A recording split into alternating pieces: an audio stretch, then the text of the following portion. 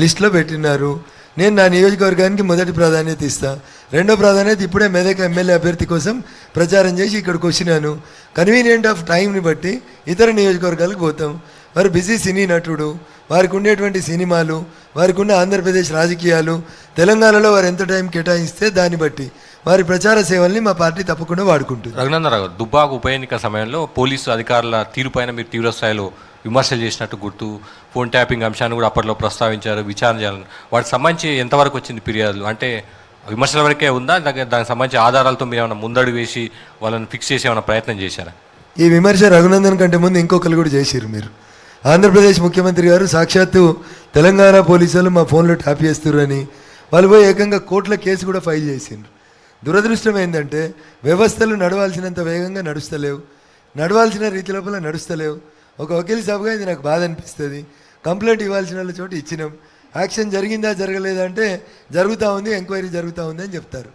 Sir, కేంద్రంలో BJP అధికారంలో అంటే మీ పార్టీ అధికారంలో ఉంది.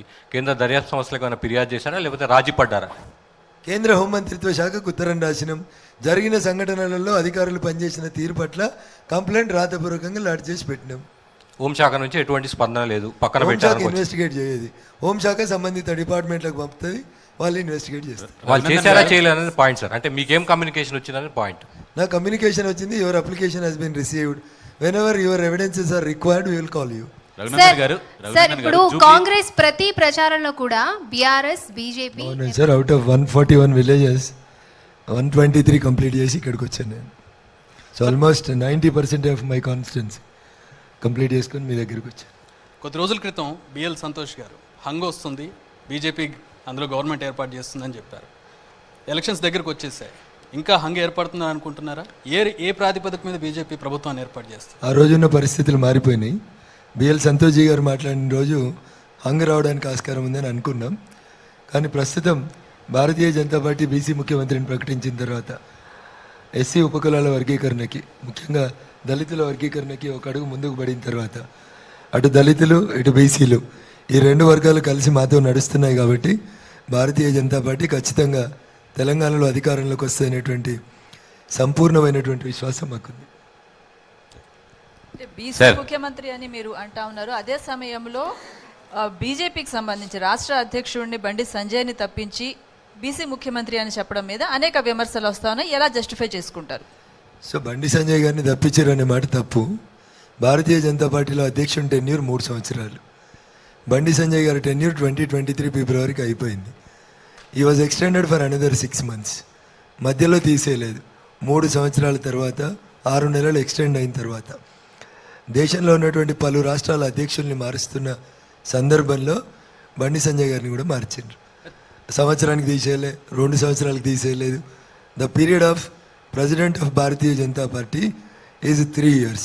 If the party wishes he will be continued for another 3 years. అది కావచ్చు, కానీ ఎందుకు అంత చర్చనీయాంశమైంది? మీరు చెప్పిన ఈక్వేషన్ కరెక్టే కావచ్చు, కానీ ఎందుకు అంత చర్చనీయాంశంగా మారింది? చర్చలు పెట్టాలనుకున్నటువంటి మీడియా మిత్రులు దాన్ని చర్చ పెట్టినారు. ప్రజలు దాని గురించి మర్చిపోయినారు. కొత్త అధ్యక్షుడు తెల్లారు వచ్చినారు, బండి సంజయ్ గారు కూడా వచ్చినారు. అందరం కలిసినాం, పనిచేస్తున్నాం, ముందుకు పోతాం. సార్, మీరేమో ఇలా సమాధానం చెప్తారు. మొన్న బండి సంజయ్ గారు మాట్లాడుతూ సమావేశంలో సీఎం అని నినాదాలు చేస్తుంటే మీరు సీఎం అనడం వల్లనే నా ఉద్యోగం పోయింది, మీరు ఇక సీఎం అనకండి అన్నారు. ఆయన చెప్పింది కరెక్టా, మీరు చెప్పింది కరెక్టా? సో పార్టీ నిర్మాణం తెలిసినటువంటి ఎవరికైనా తెలవాల్సింది ఏంటంటే భారతీయ జనతా పార్టీలో మండల శాఖ అధ్యక్షుని దగ్గర నుంచి జాతీయ స్థాయిలో ఉండేటువంటి ఆల్ ఇండియా అధ్యక్షుని వరకు మా పార్టీ రాజ్యాంగం ప్రకారం మా టెన్యూర్ 3 years మాత్రమే. కొన్ని సందర్భాల్లో ఎన్నికలు వచ్చి, కొన్ని సందర్భాల్లో కరోనా లాంటి పాండమిక్ సిచ్యువేషన్లు వచ్చి మార్చకపోవచ్చు. కానీ 90% 3 years తర్వాత మారుస్తారు, 10% రెన్యువల్ చేస్తారు. అంటే మీకు గుర్తు చేస్తున్నా, ఓకే, తరుణ్ చుగూర్ స్టేట్మెంట్ చేశారు, తెలంగాణలో బీజేపీ ప్రెసిడెంట్ని మార్చట్లేదు అని. వ్యక్తుల వ్యక్తిగత అభిప్రాయాలకి కంటిన్యూటీగా ప్రాధాన్యత ఇస్తూనే భారతీయ జనతా పార్టీకి ఒక పార్లమెంటరీ పార్టీ బోర్డు ఉంటుంది. Bharatiya Janata party parliamentary party board all India అధ్యక్షులు తీసుకునే నిర్ణయానికి క్రమశిక్షణ కలిగిన కార్యకర్తలు ఎవరైనా కట్టుబడి ఉండాల్సిందే. There is no further argument on that issue. Sir, Raghunandan గారు, మీకు ఓ పేపర్ చూపిస్తున్నాం. ఇది మీరు ఉప ఎన్నికల సందర్భంగా పేపర్ స్ట్రైట్ పెట్టుకోండి. ఉప ఎన్నికల సందర్భంగా మీరు ఇచ్చినటువంటి మేనిఫెస్టో. ఫస్ట్ ఆఫ్ ఆల్ అది నేను ఉప ఎన్నిక సందర్భంగా ఇచ్చిన పాంప్లెంట్ కాదు, అది 2018 ఎన్నికల సందర్భంగా ఇచ్చినటువంటి పాంప్లెట్. మీరే చెప్పారు సార్ ఈ ఎన్నికల్లో మేము గెలిస్తే నిరుద్యోగులకు నేనే చెప్తా ఉన్నాను మీకు. అది నేను 2018 ఎన్నికలప్పుడు ఇచ్చినటువంటి పాంప్లెంట్. బై ఎలక్షన్స్లో ఏం పాంప్లెంట్ ఇవ్వలే, ఏం మేనిఫెస్టో చెప్పలేదు, అసలు మేమేం చేయలేదు. బై ఎలక్షన్లో కూడా దీన్నే ప్రచారం చేశారు కదా మీరు. నేను ప్రచారం చేయలేదు సార్, అది మీ దగ్గర కాగితం వచ్చిందేమో నాకు తెలియదు. మేము మీ ప్రచారానికి మేము వచ్చాం సార్. బై ఎలక్షన్స్లో మీ ప్రచారానికి మేము వచ్చాము. మీరు చేసినట్టు ఈ ఇచ్చినటువంటి కరపత్రాలను కూడా మేము అప్పుడు తీసుకొచ్చి ఇప్పుడు జిరాక్స్ తీసిందే. నేనేమంటున్నాను సార్, 2018 మేనిఫెస్టో పేపర్లు ఎక్కడైనా మీకు 2020 బై ఎలక్షన్స్లో దొరికితే మీరు తెచ్చుకున్నారేమో కానీ నేను 2020 బై ఎలక్షన్స్ మీకు గుర్తుంటది, మీరు పూజా కార్యక్రమాలు చేసి అక్కడ ప్రచారం చేశారు, అక్కడ మేము ఇంటర్వ్యూ చేసాం, ఆ సందర్భంగా ఇచ్చిన ఆ పాంప్లెట్లో కూడా దుబ్బాక ఉప ఎన్నికలకు సంబంధించిన మేనిఫెస్టోనే ఉంది. మరి ఇంకా మీకు తెలియకుండా మీ నియోజకవర్గంలో బై ఎలక్షన్స్లో ఆ pamphlet it was printed in the year 2018 for the regular elections. 2018 డిసెంబర్లో జరిగిన ఎన్నికల కోసం మేము కొట్టించిన పాంప్లెంట్. మీకు ఇంకోటి గుర్తు చేస్తాం సార్, 2020కి నేనేం మేనిఫెస్టో కొట్టించలేదు. మీకు ఇంకోటి గుర్తు చేస్తాం, అసెంబ్లీలో కేటీఆర్ కూడా ఇదే ప్రస్తావన తీసుకొచ్చారు. అప్పుడు అసెంబ్లీ వాళ్ళది, స్పీకర్ వాళ్ళోడు, వాళ్ళు ఏమైనా మాట్లాడతారు. వాళ్ళ మేనిఫెస్టో ఎడమైంది? వాళ్ళ మేనిఫెస్టో వాళ్ళకి భగవద్గీత కదా, వాళ్ళ మేనిఫెస్టో వాళ్ళ ఖురాన్ కదా. 2018 డిసెంబర్ 7వ తారీఖు ఎలక్షన్ అయితే 9వ తారీఖు ఇట్లే టీవీలలో కూర్చొని చెప్పిండు కదా, 11వ తారీఖున మాదే ప్రభుత్వం వస్తుంది, జనవరి 1వ తారీఖు నుంచి నిరుద్యోగ వృత్తి ఇస్తా అని చెప్పిండు కదా. చెప్పిన ఆయన మంత్రి అయింది కదా, వాళ్ళ నాయన ముఖ్యమంత్రి అయింది కదా. వాళ్ళ మేనిఫెస్టో 2018 డిసెంబర్లో గెలిచినోడు, వాళ్ళ మేనిఫెస్టో అమలు చేయలేనోడు, ప్రభుత్వంగా అధికారంలో ఉన్నోడు 2020 బై ఎలక్షన్లో నువ్వేదో కాగితం ఇచ్చినా ఈ కాగితం అమలు చేయని చెప్పి అడిగే ఆయన నైతిక హక్కు ఎక్కడ ఉంటుంది? నా దిక్కు ఒకేళ్ళు చూపిస్తున్నప్పుడు నీ దిక్కు మిగతా 4 ఏళ్ళు చూపెడుతున్నాయి అనేది ఆయనకు తెలియాలి. అంటే that's what I try to tell him in the assembly, but he could not give me the time. మంద వాళ్ళది ఉంది, ఆడ కూర్చున్న పెద్ద మనిషి వాళ్ళ మనిషి, ఆయన మైకి ఇవ్వకపోతే నేనేం చేస్తాను? అంటే దుబ్బాక ఉప ఎన్నికలో నన్ను గెలిపిస్తే కేంద్రం నుంచి నిధులు తీసుకొచ్చి దుబ్బాకని డెవలప్ చేస్తా అన్నారు. ఆ మాటకు నేను కట్టుబడి ఉన్నా. కేసీఆర్ గారు ప్రాతినిధ్యం వహిస్తున్న గజ్వేల్కు రైలు మేమే ఇచ్చినాం. గజ్వేల్ నుంచి సిద్దిపేటకి వెళ్ళి పోయేటువంటి రైలు వయా దుబ్బాక నియోజకవర్గంకి వెళ్ళి పోతుంది. మాకు అక్కడ అప్పాయిపల్లి అనే రైల్వే స్టేషన్ ఉంది, దుబ్బాకి వెళ్ళి రైలు పోతుంది. మెదక్, సిద్దిపేట, ఎల్కతుర్తి 1600 కోట్లు పెట్టి జాతీయ రహదారి తెచ్చిన వాళ్ళకి కనబడకపోతే నేనేం చేస్తా? రామగుండంలో నరేంద్ర మోడీ గారు మొన్న వచ్చినప్పుడు శిలాఫలకం వేసిపోయినరు, అవి కేంద్రం పైసలు కావా? భూంపల్లి అక్బర్పేట అనే మండల కేంద్రంలో దక్షిణ కాశీగా పిలిచే ఒక టెంపుల్కి ప్రసాద్ దర్శన్ కింద ఎంపిక చేపించి కేంద్ర ప్రభుత్వంకి వెళ్ళి డబ్బులు తెచ్చిన. సార్ దుబ్బాక మున్సిపాలిటీకి 100 కోట్లు తెస్తామన్నారు కదా, దాని గురించి అడుగుతున్నారు సార్. నేను ఎక్కడ చెప్పలేదు దుబ్బాక మున్సిపాలిటీకి 100 కోట్లు. నేను చెప్పలేదు అన్నమాట, నేను చెప్పలేదు. కేంద్రం నుంచి అసలు నిధులే తెస్తా అని చెప్పలేదా సార్? చెప్పినా అంటున్నా, చెప్పినా తెచ్చినాము అంటున్నా. దుబ్బాక సార్ మీరు గజ్వేల్ గురించి వాటి గురించి చెప్తున్నారు. దుబ్బాకకి రైలు రాలేదు. Appaipalli is railway station. దుబ్బాకకి కేంద్రం నుంచి రఘునందన్ రావు తెచ్చిన నిధులేంటి అంటే ఎట్లా చెప్పాలి మీకు? మెదక్ నుంచి సిద్దిపేట నుంచి ఎల్కతుర్తి దాకా ఒక హైవే పోతుంది. నా కాన్స్టిట్యున్సీలో 23 కిలోమీటర్లు పోతుంది. నేను ఎమ్మెల్యే అయిన తర్వాత నేను తెచ్చుకున్న హైవే. అంతకుముందు హైవే రాలేదు. మీరు చూడరు ఏడు రోజు మంజూరీ వచ్చిందో, అది 1600 కోట్లు వచ్చింది. అది కాదా కేంద్రకేలు వచ్చింది కాదా? అంటే దుబ్బాక ఉప ఎన్నికల్లో మీరు కేవలం లక్కుతో గెలిచారా, లేక సింపతితో గెలిచారా, లేకపోతే మీరు ఇచ్చినటువంటి హామీలు మేనిఫెస్టో ఉప ఎన్నికల హామీ మేనిఫెస్టో ద్వారా గెలిచారనుకుంటారా? రఘునందన్ గెలుపుకి ఏంటి కారణము? ఇప్పుడు నెక్స్ట్ ఈ ఎలక్షన్స్ లో ఎలా మీరు జనాల్లో ఎదుర్కొంటారు? యాక్చువల్గా మిమ్మల్ని గెలిపించాము ఉప ఎన్నికలు అని చెప్పినప్పుడు రఘునందన్ ఎన్నికనే ఒక దుబ్బాక ఎన్నిక చూస్తలేరు.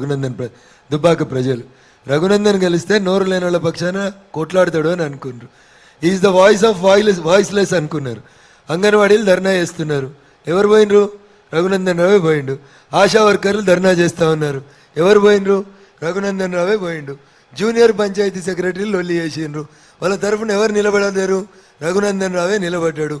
ఊర్లో ఒకరికి మస్కూరుతనం ఇచ్చి 20 మంది కొలువులు తీసేస్తే, వీఆర్ఏ ఉద్యోగాలు పోగొడితే నోరు లేని వాళ్ళ తరఫున రఘునందనే నిలబడ్డాడు. రఘునందన్ని ఒక ప్రశ్నించే గొంతుకగా, పేద ప్రజల గొంతుకగా ప్రజలు అసెంబ్లీకి పంపించారు. దుబ్బాకలో రఘునందన్ రావుని చూసి ఓటేశారా, లేకుంటే బీజేపీని చూసి ఓటేశారా? అమిత్ షాను మోడీలను చూసి నాకు ఓటేయలేదు, రఘునందన్ రావుని చూసే ఓటేశారని చెప్పేసి మీరు గతంలో అన్నారు. ఆ మాట మీరు కట్టుబడి ఉన్నారా? రఘునందన్ రావు ఆ మాట అనలేదు. ఆ ఆడియోకి వీడియోకి రఘునందన్కి సంబంధం లేదు. మార్ఫింగ్ ఆడియోలకి వీడియోలకి నాకు అస్సలు సంబంధం లేదు. నన్ను ఇంట్రడ్యూస్ చేసినప్పుడు వారు చెప్పారు వకీల్ సాబ్ అని.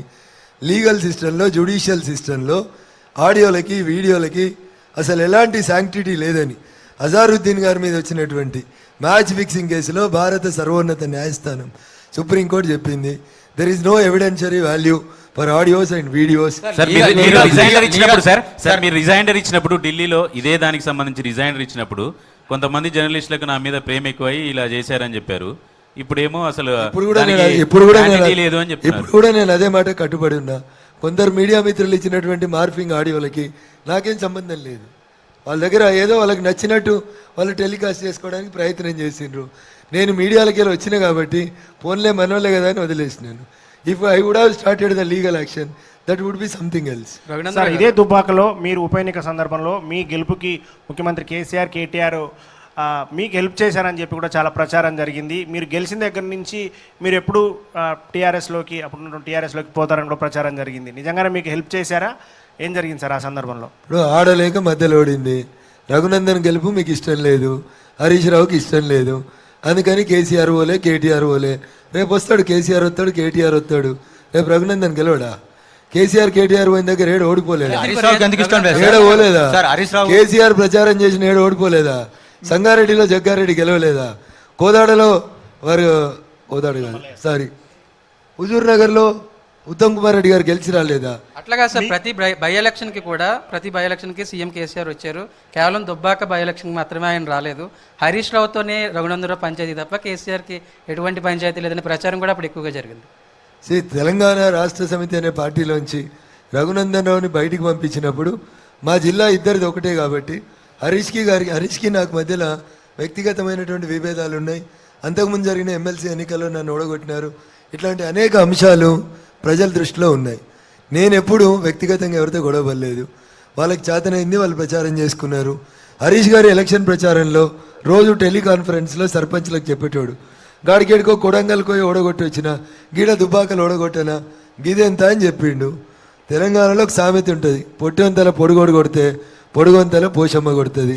మా దుబ్బాక ప్రజలు నిండు మనసుతో రఘునందన్ రావు గెలవాలని ఆశీర్వదిస్తే గెలిచి వచ్చినోడు రఘునందన్. సార్ నిజంగానే మీకు హరీష్ రావు గారికి మధ్య అభిప్రాయ భేదాలే ఉన్నాయా, లేకపోతే మీరు ఆయన ఇద్దరు కలిసి ఒకే పార్టీలో చాలా కాలం పనిచేశారు, ఇప్పుడేమో బద్ద శత్రువులుగా వ్యవహరిస్తున్నారు, ఒకరి మీద ఒకరు పెద్దగా విమర్శలు చేసుకుంటున్నారు, ఏంటి కారణం ఏంటి? ఎక్కడ చెడింది మీకు ఆయనకి ఇద్దరి మధ్య? ఈ ప్రశ్న నాకంటే హరీష్ని అడిగితే బాగా సమాధానం చెప్తాడు. మీరు చెప్పొచ్చు కదా, ఎందుకంటే పంపించిన వాళ్ళు కాబట్టి. నేను 100 సమావేశాల్లో అడిగినా నేను చేసిన తప్పేంది అనేది ఒకసారి చెప్పమని అడిగినాం.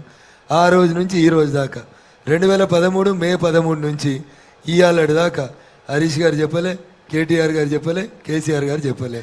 నీలాప నిందలు, ఇన్సెక్యూరిటీ ఫీలింగ్, నా జిల్లా ఇది కాదు, రేపు ఎప్పుడన్నా మళ్ళా రఘునందన్ అనేటోడు ఈ జిల్లా రాజకీయాల్లో గెలిస్తే నాకేమైనా కరీంనగర్కి పొమ్మంటాడేమో అనేటువంటి ఒక ఆయన భయం ఏమైనా ఉండేనేమో నాకు తెలియదు.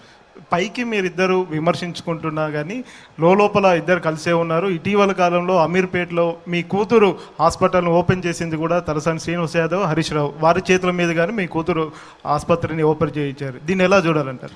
నాకు సంస్కారం ఉంది కాబట్టి మిమ్మల్ని మా ఇంటికి రమ్మని పిలిచిన, మీకు లేకపోతే నేనేం చేయలేను. నా కూతురు డాక్టరు, మేమేం డొనేషన్లు కట్టి చదువుకోలే, ఫ్రీ సీట్ గాంధీలో చదువుకొని వచ్చినాం. మా అల్లుడు కూడా డాక్టరే, వాళ్ళకేదో చిన్న ప్రాపర్టీ ఉంది అమీర్పేటలో, వాళ్ళ సొంత బిల్డింగ్లో వాళ్ళు హాస్పిటల్ పెట్టుకుంటా ఉన్నారు. ఆ ఏరియా ఎంపీ గౌరవనీయులు కిషన్ రెడ్డి గారు, ఆ ఇన్విటేషన్ కార్డులో కిషన్ రెడ్డి గారి పేరు కూడా ఉంటుంది. లోకల్ ఎమ్మెల్యే తలసాని శ్రీనివాస్ యాదవ్ గారు, వారిని పిలిచినాం, కిషన్ రెడ్డి గారిని పిలిచినాం. అంటే ప్రోటోకాల్ ప్రకారం పిలిచారు కానీ పాత పరిచయాలతో పిలవలేదా? మరి మొత్తం ప్రశ్న కంప్లీట్ కాకముందే టెన్షన్ ఎందుకన్నా? కిషన్ రెడ్డి గారి పేరు ఇన్విటేషన్లో ఉంది, లోకల్ ఎమ్మెల్యే తలసాని శ్రీనివాస్ యాదవ్ గారి పేరుంది. ఆ రోజు హరీష్ గారితో కలిసి మాగంటి గోపినాథ్ గారని ఆ పక్కనే ఆనుకొని ఉన్నటువంటి జూబ్లీ హిల్స్ ఎమ్మెల్యే గారు వారితో పాటు కలిసి వచ్చారు. మా వియ్యంకుల వారు హెల్త్ మినిస్టర్ కాబట్టి వారిని రమ్మని ఆ కార్యక్రమానికి పిలిచారు. సో సంబంధిత మంత్రిగా ఆయన వచ్చిండు, దాంట్లో ఇబ్బంది ఏముంది? 4 రిబ్బన్లు కట్ చేస్తే నేను ఒక రిబ్బన్ కట్ చేసిన, హరీష్ ఒక రిబ్బన్ కట్ చేసిండు. Do you mean to say దానివల్ల ఏదో హరీష్ వచ్చి మాకు దవాఖాన పెట్టించిండా, బంగ్లా కొనిట్టించిండా, నా కూతురికి ఏమైనా మెడిసిన్ సీట్ ఇప్పించిండా? షీఈ్ ఎ ర్యాంకర్, ఇంటర్మీడియట్ నుంచి డైరెక్ట్ ర్యాంక్ లో సీట్ తెచ్చుకుంది, గాంధీలో చదువుకుంది. సార్ కానీ రఘునందన్ రావు గారు రాజకీయ గురువుగా చెప్పుకునే కేసీఆర్ తో ఎలాంటి భేదాభిప్రాయాలు లేవు, మిగతా వాళ్ళతో ఉన్నాయి, అందుకనే మీకు హరీష్ రావుకి కొంత విభేదాలు బయట అప్పుడప్పుడు ప్రస్ఫుటిస్తాయి అనేసి అంటుంటారు. దానికి ఏమంటారు? ఇప్పుడు రఘునందన్ రావు రాజకీయాలకు వచ్చింది టీఆర్ఎస్ పార్టీ తోటి, అది అన్డిస్ప్యూటెడ్. ఏప్రిల్ 27, 2001 జలదృశ్యంతో రాజకీయాలకు వచ్చినాం. అంతకంటే ముందు మంచిగా ప్రాక్టీస్ చేసుకునే వకీల్ సాబ్ని. సో ఆ పార్టీలో 13 సంవత్సరాలు పనిచేసినాను. పుట్టింది సిద్దిపేటలో, పెరిగింది సిద్దిపేటలో. సిద్దిపేట ఎమ్మెల్యే మేము చదువుకున్న రోజులు చంద్రశేఖరరావు గారు. సో క్వైట్ న్యాచురల్గా ఆ ప్రాంతానికి సంబంధించిన వ్యక్తిగా వారి ఇన్ఫ్లుయెన్స్ నా మీద ఉంటుంది అని చెప్పిన. ఆ పార్టీలో పుట్టి పెరిగినా రాజకీయాలు నేర్చుకున్నామని చెప్పినాం. సో గురువు దగ్గర చదువుకున్నప్పుడు గురువు ఏం నేర్చుకోవాలంటే, ద్రోణాచార్యుడు అర్జునునికి చదువు చెప్పినప్పుడు అర్జునుడు ద్రోణాచార్యుని కంటే గొప్పోడు కావాలని కోరుకున్నాడు. ఒకవేళ నేను కేసీఆర్ గారిని గురువు అని అంగీకరిస్తే ఆ గురువు రేపు శిష్యుడు ఆయన కంటే పెద్ద స్థానానికి ఎదగాలని ఆశీర్వదించాలి. అది వారి మనస్తత్వానికి వదిలేస్తుంది. కేసీఆర్ కలిసి ఉండడంతో పాటుగా వెంకయ్యనాయుడు స్పీచ్లు విని కూడా మీరు రాజకీయాల్లోకి వచ్చారని చెప్పారు. ఇంతకీ స్పీచ్లను విన్న వెంకయ్యనాయుడు స్పీచ్లు స్పిరిట్ నింపాయా మీలో? కేసీఆర్తో కలిసి నడిచిన వాటి నింపాయా? తెలంగాణ అనేటువంటి ప్రాంతానికి అన్యాయం జరుగుతుందని అనుకున్నప్పుడు రాజకీయాలకి రావాలని ఒక వకీల్ సాబుగా ఆడ పేరు పిలిచే అటెండర్ కొలు కూడా తెలంగాణకి వత్తలేదన్నప్పుడు జై తెలంగాణ అన్నాం. తెలంగాణ అనే ఆకాంక్ష నెరవేరిన తర్వాత ఈ తెలంగాణ పుట్టినటువంటి భారతదేశంలో భారత పౌరునిగా ఈ దేశం కోసం పనిచేయాలనుకున్నాం భారతీయ జనతా పార్టీలో. రఘునందన్ గారు మీరు బీఆర్ఎస్ కంట్రోల్లో ఉండే వకీల్ సాబ్గా ఆరోపణలు ఉన్నాయి సార్. అక్కడ బయట కూడా అదే చర్చ జరుగుతుంది. దీంట్లో ఎంతవరకు నిజం ఉంది? ఇప్పుడు ఎన్టీవీలో ఉండే మా మహేష్ అన్న కష్టం వచ్చింది, నువ్వు తప్ప నన్ను ఎవడు కాపాడాడు, నువ్వే వకాలతే రఘునందన్ అని వస్తే ఎన్టీఓలకు చేస్తా, ఈటీఓలకు చేస్తా, 4TOలకు కూడా చేస్తాను. అది నా వృత్తి ధర్మం. సరే, ఇప్పుడు వృత్తి ధర్మంలో మాకు వకాలత్ పట్టా ఇచ్చినప్పుడు ఏం చెప్తారంటే, ఎవరిని నువ్వు క్లయింట్గా తీసుకుంటే వాళ్ళ తరఫునే వకాలత్ చేయాలని చెప్తారు. సరే, ఇప్పుడు దాంట్లో ఆ క్లయింట్లలో మీరుండొచ్చు, వీరుండొచ్చు, వారుండొచ్చు, ఇంకెవరైనా కూడా ఉండొచ్చు. అలాగే అక్బరుద్దీన్కి సంబంధించిన కేసులో కూడా వకాలత్ అట్లే చేశారు సార్. అన్యదా శరణం నాస్తి, నువ్వు తప్ప నన్ను ఎవడు కాపాడేటోడు లేడని హైదరాబాద్లో సుప్రీంకోర్టులో ఉన్న అనేక మంది పెద్ద పెద్ద వకీళ్ళు, ఎంఐఎం వకీళ్ళు వచ్చి ఆయనకు 4 సార్లు బెయిల్ రానప్పుడు ఈ కోర్టులో రఘునందన్ రావు పెద్ద వకీలు ఉన్నాడు, ఆయన సహాయం పొందుదామని వాళ్ళ పార్టీ ఎమ్మెల్యేలు వచ్చి నన్ను వకాలత్ చేయమని రిక్వెస్ట్ చేసినప్పుడు, వకాలత్ మేము ఎందుకు చేస్తామంటే రెండింటి కోసం చేస్తాం. ఒకటి పేరు ప్రఖ్యాతుల కోసం, 2 పైసల కోసం చేస్తాం. Either for name or for fame చేస్తాం. ఆ కేసులో నీకు పేరు వస్తుంది, దేశంలో ఉన్న ఏ వకీల్తో చేతగాంది నీతోటి అవుతుంది అంటే నీకు పేరు వస్తుంది అని వకాలత్ చేస్తాం. సార్, దాంట్లో ఆ కేసులో మీకు వేరే రకం వచ్చింది. ఆ కేసులో మీకు వేరే రకమైన పేరు వచ్చింది. బీజేపీలో ఎమ్మెల్యేగా ఉన్నటువంటి రఘునందన్ రావు గతంలో ఎంఐఎంకి మద్దతు ఇచ్చే కేసులు వాదించారు.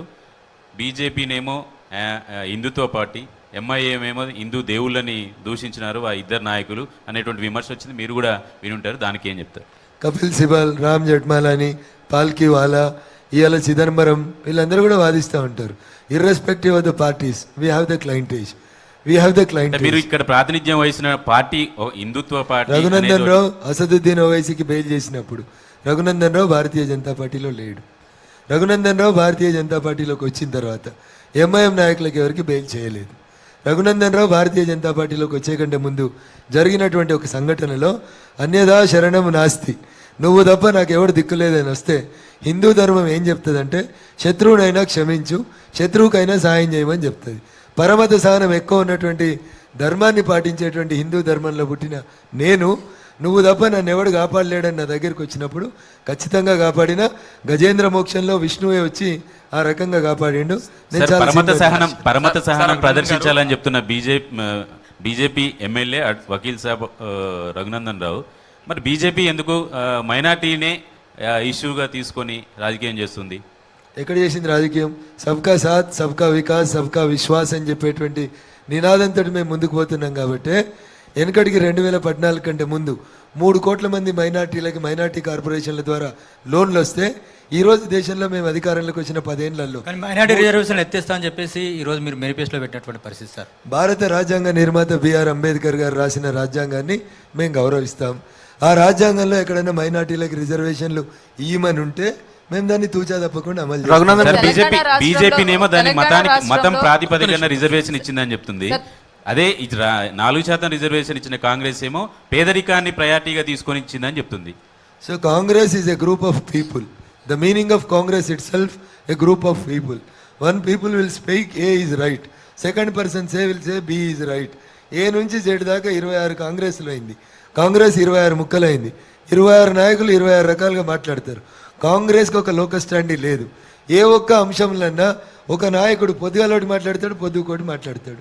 వాళ్ళ గురించి మనం ఎక్కువ ఆలోచించుకుంటే ఇప్పుడు తెలంగాణ అది బీజేపీలో కూడా ఇదే శతాధిక- పరిస్థితి ఉంది కదా సార్? అది శతాధిక తెలంగాణ వృద్ధురాలైనటువంటి party. Telangana Now BJP they need a new leadership. Telangana బీజేపీలో కూడా ఇదే పద్ధతి ఉంది కదా సార్? ఏం పద్ధతి ఉంది?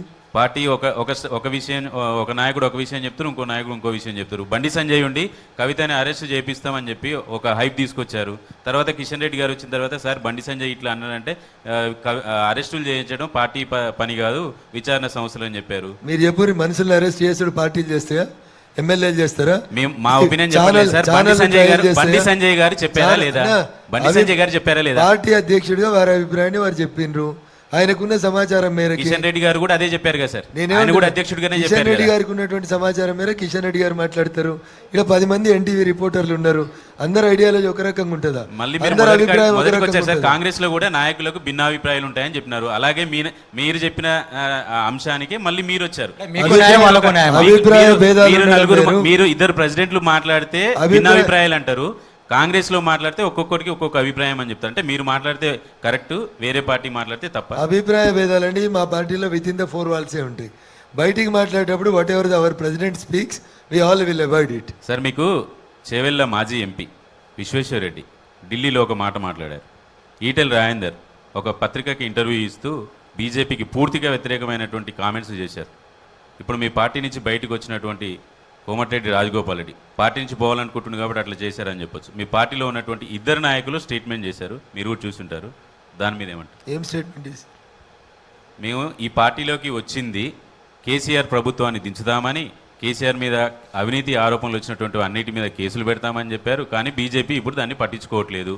బీజేపీ ఎక్కడో బీఆర్ఎస్తో సాఫ్ట్ కార్నర్తో ఉంది అనే అభిప్రాయాన్ని చెప్పారు. సో వాళ్ళిద్దరు అట్లా మాట్లాడిననే మాట నేను వినలేదు. కానీ ఎవరైనా మాట్లాడితే మీరు అర్థం చేసుకోవాల్సింది ఏంటంటే, మీరు అర్థం చేసుకోవాల్సింది మీరు వినలే కదా, వినిపించమంట. సరే వినిపిస్తే వింటాను, నేను సమాధానం చెప్పేస్తున్నా. ఎవరన్నా అట్లా మాట్లాడితే మీరు ఒకటి అర్థం చేసుకోవాలి. Logic beyond the case Raghunandan Rao పెడితే అవుతుంది, ఎల్ఐ పెడితే కాదు. మీరు వకీల్ సాబ్ గా సమాధానం చెప్పకండి సార్. వకీల్ సాబ్ గానే సమాధానం చెప్పండి సార్. అరే అన్న, వకీల్ సాబ్ గానే చెప్పాలి.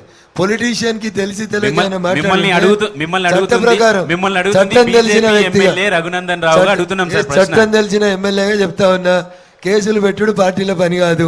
మీరు చేయాల్సిన డ్యూటీ ఏంటంటే బండి సంజయ్ తప్పుడు స్టేట్మెంట్లు ఇచ్చారు. బండి సంజయ్ గారు తప్పు స్టేట్మెంట్ ఇచ్చారని నేను చెప్పలేదు. అంటే మీరు అనేది బండి సంజయ్ గారు ఆ రోజు వారికి ఉన్నటువంటి సమాచారం మేరకు, ఇట్లా మీరు అడిగినట్టు మీడియా మిత్రులు ఎవరన్నా అడిగుంటే మాకున్న సమాచారం మేరకు కవిత గారు ఆ కేసులో అరెస్ట్ అవుతారు అని చెప్పుంటారు. Is it wrong? ఇప్పటి కేసు అయిపోయింది, ఛార్జ్ షీట్ అయిపోయింది. భవిష్యత్తులో కవిత అరెస్ట్ కాదని మీరు ఏమన్నా సర్టిఫికేట్ ఇస్తారా? మీరు అరెస్ట్ అవుతారని మీరు ఏమైనా సర్టిఫికేట్ ఇస్తారా సార్? అరెస్ట్ అవుతారని చెప్పేసి మీరు ఏమైనా సర్టిఫికేట్ ఇస్తారా? సర్టిఫికేట్ నేను కాదు ఇవ్వాల్సింది. ఇన్వెస్టిగేషన్ చేస్తున్న సిబిఐ, ఇన్వెస్టిగేషన్ చేస్తున్న ఈడీ. ఒక వకీల్ సాబ్గా పోలీసులు ఇప్పటిదాకా అరెస్ట్ చేసి కోర్టులో ఉంచినటువంటి సాక్ష్యాధారాల మేరకు still there is an evidence. The evidence is going on, investigation is going on. If I say something it is too early to comment. మా నాయకులు మాట్లాడినాము కానీ ఒక వకీల్ సాబ్గా నేను మాట్లాడలేను. అలాంటి వ్యాఖ్యలే ఈరోజు బీజేపీ గ్రాఫ్ పడిపోవడానికి కారణం. ఈరోజు సింగిల్ డిజిట్ కూడా బీజేపీ రాదొచ్చు అనేటువంటి అభిప్రాయం వ్యక్తమవుతున్నటువంటి పరిస్థితి. లైలాన్ చూడాలంటే మధ్యలో కళ్ళతో చూడాలి, బీజేపీని చూడాలంటే కమ్యూనిస్ట్ కళ్ళతో చూడవద్దు, ప్రజల కళ్ళతో చూడాలి. ఎర్ర జెండా వాళ్ళతో కళ్ళతోటో, 3 రంగుల జెండా వాళ్ళ కళ్ళతోటో చూస్తే బీజేపీకి అట్లే కనబడుతుంది. భారతీయ జనతా పార్టీ తెలంగాణ రాష్ట్రంలో మీకు నచ్చినా నచ్చకున్నా ప్రజలకు నచ్చింది అధికారంలోకి వస్తుంది. బండి సంజయ్ని మార్చడం మూలన ఈరోజు బీజేపీ గ్రాఫ్ రాష్ట్రంలో పడిపోయింది. ఇది మహేష్ అభిప్రాయం, ప్రజల అభిప్రాయం కాదు. దాంతో ఏకీభవించాల్సిన అవసరం రఘునందన్ రావుకి లేదు. మీ కార్యకర్తలే బీజేపీ నుంచి ఎందుకని నాయకులు ఇతర పార్టీలు కాంగ్రెస్ వైపు వలస వెళ్తా ఉన్నారు? అంటే నాయకులకే పార్టీ మీద నమ్మకం లేదా? ఎండాకాలం తర్వాత వర్షాకాలం వస్తుంది. ఎండాకాలంలో చెరువు ఎండిపోతుంది. వర్షాకాలం వచ్చిన తర్వాత వానలు బాగా వస్తాయి, వరదలు వస్తాయి, చెరువు నిండుతుంది. నిండినప్పుడు కొన్ని పాత నీళ్ళు కొన్ని కొత్త నీళ్ళు కలుస్తాయి. మత్తడి దుంకింది అని చెప్తాం ఊర్లల్లో. వేగంగా పాత నీళ్ళ కొత్త నీళ్ళు వచ్చి పాత నీళ్ళకి తాకినప్పుడు కొన్ని నీళ్ళు మత్తడి దుంకి బయటకు పోతూ ఉంటాయి. అందులో ఎలక్షన్ సీజన్లో రాజకీయ నాయకులు తాను కంఫర్టబుల్ ఉంది అనుకుంటే అడిగి పోతారు. మీ పార్టీలోకి వచ్చినప్పుడు కూడా అట్నే వచ్చారా సార్? మత్తడి దించి వచ్చారా సార్ మీ పార్టీలోకి వచ్చినప్పుడు? వచ్చిన వాళ్ళని అడగాలి, పోతున్న వాళ్ళని అడగాల్సిన ప్రశ్న. మీరు చెప్తున్నారు. It is my opinion. It is strongly I believe. ఎండాకాలం తర్వాత వానాకాలం వస్తుంది. వానాకాలం వచ్చినాక వరదలు వస్తాయి. వరదలు వచ్చినాక పాత నీళ్లు కొత్త నీళ్లు కలుస్తాయి. ఆ కలిసినప్పుడు చెరువు నిండే కంటే ముందు అన్నీ కలిసి ఉంటాయి. ఇంకా వానలు వరదలు కంటిన్యూ అవుతున్నప్పుడు, కొత్త నీళ్లు పాత నీళ్లు కలిసినప్పుడు, కొత్తగా పాతగా కొన్ని మత్తడి దుంకినప్పుడు బయట కానీ పడతాయి. ఇవాళ బీజేపీ ఏవి నుంచి వెళ్ళిపోయిన విజయశాంతి, కాంగ్రెస్ లో చేరిన విజయశాంతి గారు ఇవాళ స్పష్టంగా ఒక ఎలిగేషన్ చేశారు. బీజేపీకు బీఆర్ఎస్ కు మధ్య ఒప్పందం కుదిరిపోయింది, అందుకే కేసీఆర్ మీద కానీ ఎవరి మీద చర్యలు జరగట్లేదు, అందుకే నేను బయటకు వచ్చానని చెప్పారు. ఆరోపణ మీద సమాధానం ఏంటి? ఇప్పుడు కాంగ్రెస్ వాళ్ళు ఏమన్నా ఆయన మీద చర్య తీసుకుంటున్నట్ట? 2004 నుంచి 2014 దాకానే కదా కేసీఆర్ కుంభకోణాలు చేసిరని కాంగ్రెస్ పార్టీ చెప్తుంది. సహారా కుంభకోణం అని చెప్తుంది, పిఎఫ్ కుంభకోణం అని చెప్తుంది, 10 ఎఫ్ఐఆర్లు ఉన్నాయని చెప్తారు కదా. 2004 నుంచి 2014 దాకా కాంగ్రెస్ పార్టీ ఈ దేశంలో అధికారంలో ఉంది కదా, ఎందుకు మరి అప్పుడు ఎఫ్ఐఆర్లు అయితే చర్య తీసుకోలే? ఇలా కాంగ్రెస్ ఏమైనా ఢిల్లీలో అధికారంలోకి వచ్చేది ఉందా? పోనీ గల్లీలో వచ్చేది ఉందా? ఏం చేస్తుంది ఆమె విజయశాంతి గారు కాంగ్రెస్ లో 2014 నుంచి ఇప్పటి వరకు మీ పార్టీ అధికారంలో ఉంది కదా సార్ కేంద్రంలో. 2014 గారు నుంచి ఎన్టీవీ సాక్షిగా ఒక్క హామీ ఇవ్వగలరా? ఒకవేళ బీఆర్ఎస్ కి మ్యాజిక్ ఫిగర్ కి గనక కొన్ని సీట్లు తక్కువైతే బీజేపీ నుంచి ఎవరు వెళ్ళరు, ముఖ్యంగా రఘునందన్ రావు గారు బీఆర్ఎస్ కి వెళ్ళరు అనే హామీ ఇవ్వగలరా? భారతీయ జనతా పార్టీకి అవసరం లేదు, ఆ పరిస్థితి రాలేదు, రాదు. 2014లో గెలిచిన ఎమ్మెల్యేలు ఎట్లున్నారో మీరు చూసిర్రు. 2018 తర్వాత గెలిచిన బీజేపీ ఎమ్మెల్యేలు ఎట్లున్నారో కూడా మీరు చూసిండ్రు. మేము చాలా స్పష్టంగా ఉన్నాం, మేమే అధికారంలోకి వస్తాం. Wait and see, after December 3rd will discuss. Raghunandan Rao గారు, మీరు చాలా కాన్ఫిడెంట్గా చెప్తున్నారు మళ్ళీ అధికారంలోకి వస్తామని తెలంగాణలో. 2014 అసెంబ్లీ ఎన్నికల్లో బీజేపీ గెలిచిన సీట్లు 5, 2018లో గెలిచిన సీటు 1, తర్వాత బై ఎలక్షన్లో గెలిచారు. ఈ అసెంబ్లీ ఎన్నికల్లో ఒక్కసారిగా మీరు 60 సీట్లు సాధిస్తారని ఏ బేస్ మీద చెప్తున్నారని దానికి ఏమన్నా? ప్రజలలో ఉంటాం కాబట్టి ప్రజల మనిషిగా చెప్తా ఉంటాం. అట్లా హైదరాబాద్లో ఏసీ రూమ్లలో కూర్చొని ముచ్చట్లు చెప్తలేం, మేము జనంలో ఉన్నాం, జనం నాడు తెలిసిన వాళ్ళుగా చెప్తా ఉన్నాం.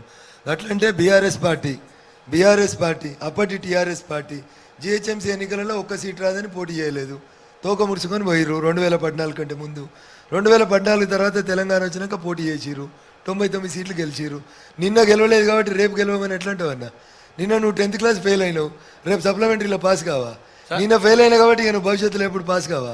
అంటే మీరు చూస్తే అసలు అంటే ఆ పరిస్థితి అసలు కనిపించట్లేదు. మిగిలిన మీరు ఏదైతే కంపేర్ చేశారో సప్లిమెంటరీ రెగ్యులర్ ఎగ్జామ్ కానీ బీజేపీ విషయాన్ని చూస్తే ఆ పరిస్థితులు ఎక్కడ కనిపించడం లేదు. అంటే లెక్కలు చూస్తే, ఓట్ షేర్ చూస్తే కనుక మాటల్లో మాట్లాడచ్చు, సరే ఇప్పుడు ఈ సందర్భం వచ్చింది కాబట్టి మేము గెలుస్తామని చెప్పొచ్చు, కానీ ప్రాక్టికల్గా చూస్తే ఎక్కడ వచ్చే అవకాశం లేదు. మీరు చెప్పారంటే రఘునందన్ గారు పార్టీ క్యాడర్లో ఉత్సాహం నింపే ప్రయత్నం లాగానే అనిపిస్తుంది. రఘునందన్ గారు దానికి ఒక జిల్లా తీసుకుందాం, ఏబిసిడీలలో మొట్టమొదటి జిల్లా ఆదిలాబాద్, ఉమ్మడి ఆదిలాబాద్ జిల్లా తీసుకోండి.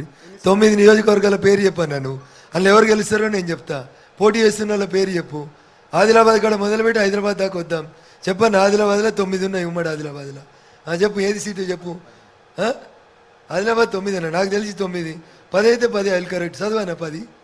10లో 6 మేము గెలుస్తాం, ఖానాపూర్ మేము గెలుస్తాం, బోధ్ మేమే గెలుస్తాం, నిర్మల్ మేమే గెలుస్తాం, సిర్పూర్ కాగజ్ నగర్ మేమే గెలుస్తాం. Chennur I don't remember the exact figures. ఆదిలాబాద్లో 9 ఉన్నా 10 ఉన్నా 6 మేము గెలుస్తాం. రాయి అట్లా ఒక జిల్లాకి వెళ్ళరా, ఉమ్మడి 10 జిల్లాలు రా అన్న.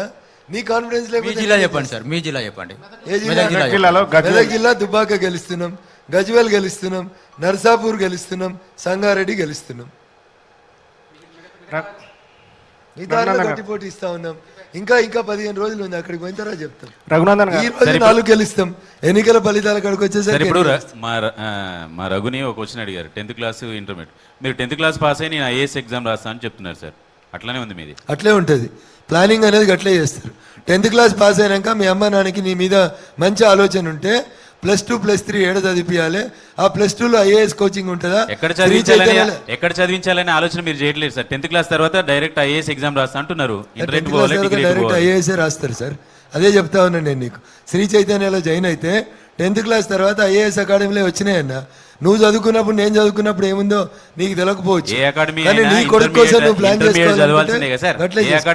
అకాడమీలు కొత్తగా రావచ్చు కానీ ఏదైనా ఒక డిగ్రీ వస్తుంది, ఏదైనా ఒక డిగ్రీ వస్తుంది. అంతే కదా, మీరు ఆ 2 స్కిప్ చేస్తా అని చెప్తున్నారు. నేను స్కిప్ చేస్తానులే, మేము అధికారంలోకి వస్తామని చెప్పి. అదే స్కిప్ అంటే అదే.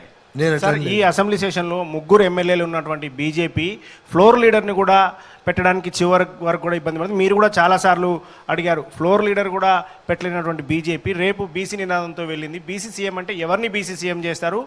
మీరు ఎవరికి బీసీ సీఎంగా అయితే మీరు ఒప్పుకుంటారు? బీసీ సీఎం అంటే మీరు కూడా సీఎం రేస్లో ఉన్నటువంటి రఘునందన్ రావు గారు బీసీ సీఎం అనేటటువంటి దానికి అసలు మీకు ఇష్టం ఉందా లేదా, ఏం చెప్తారు సార్? రఘునందన్ రావు బీసీ కాదు, కాబట్టి రఘునందన్ రావు సీఎం రేస్లో లేడు.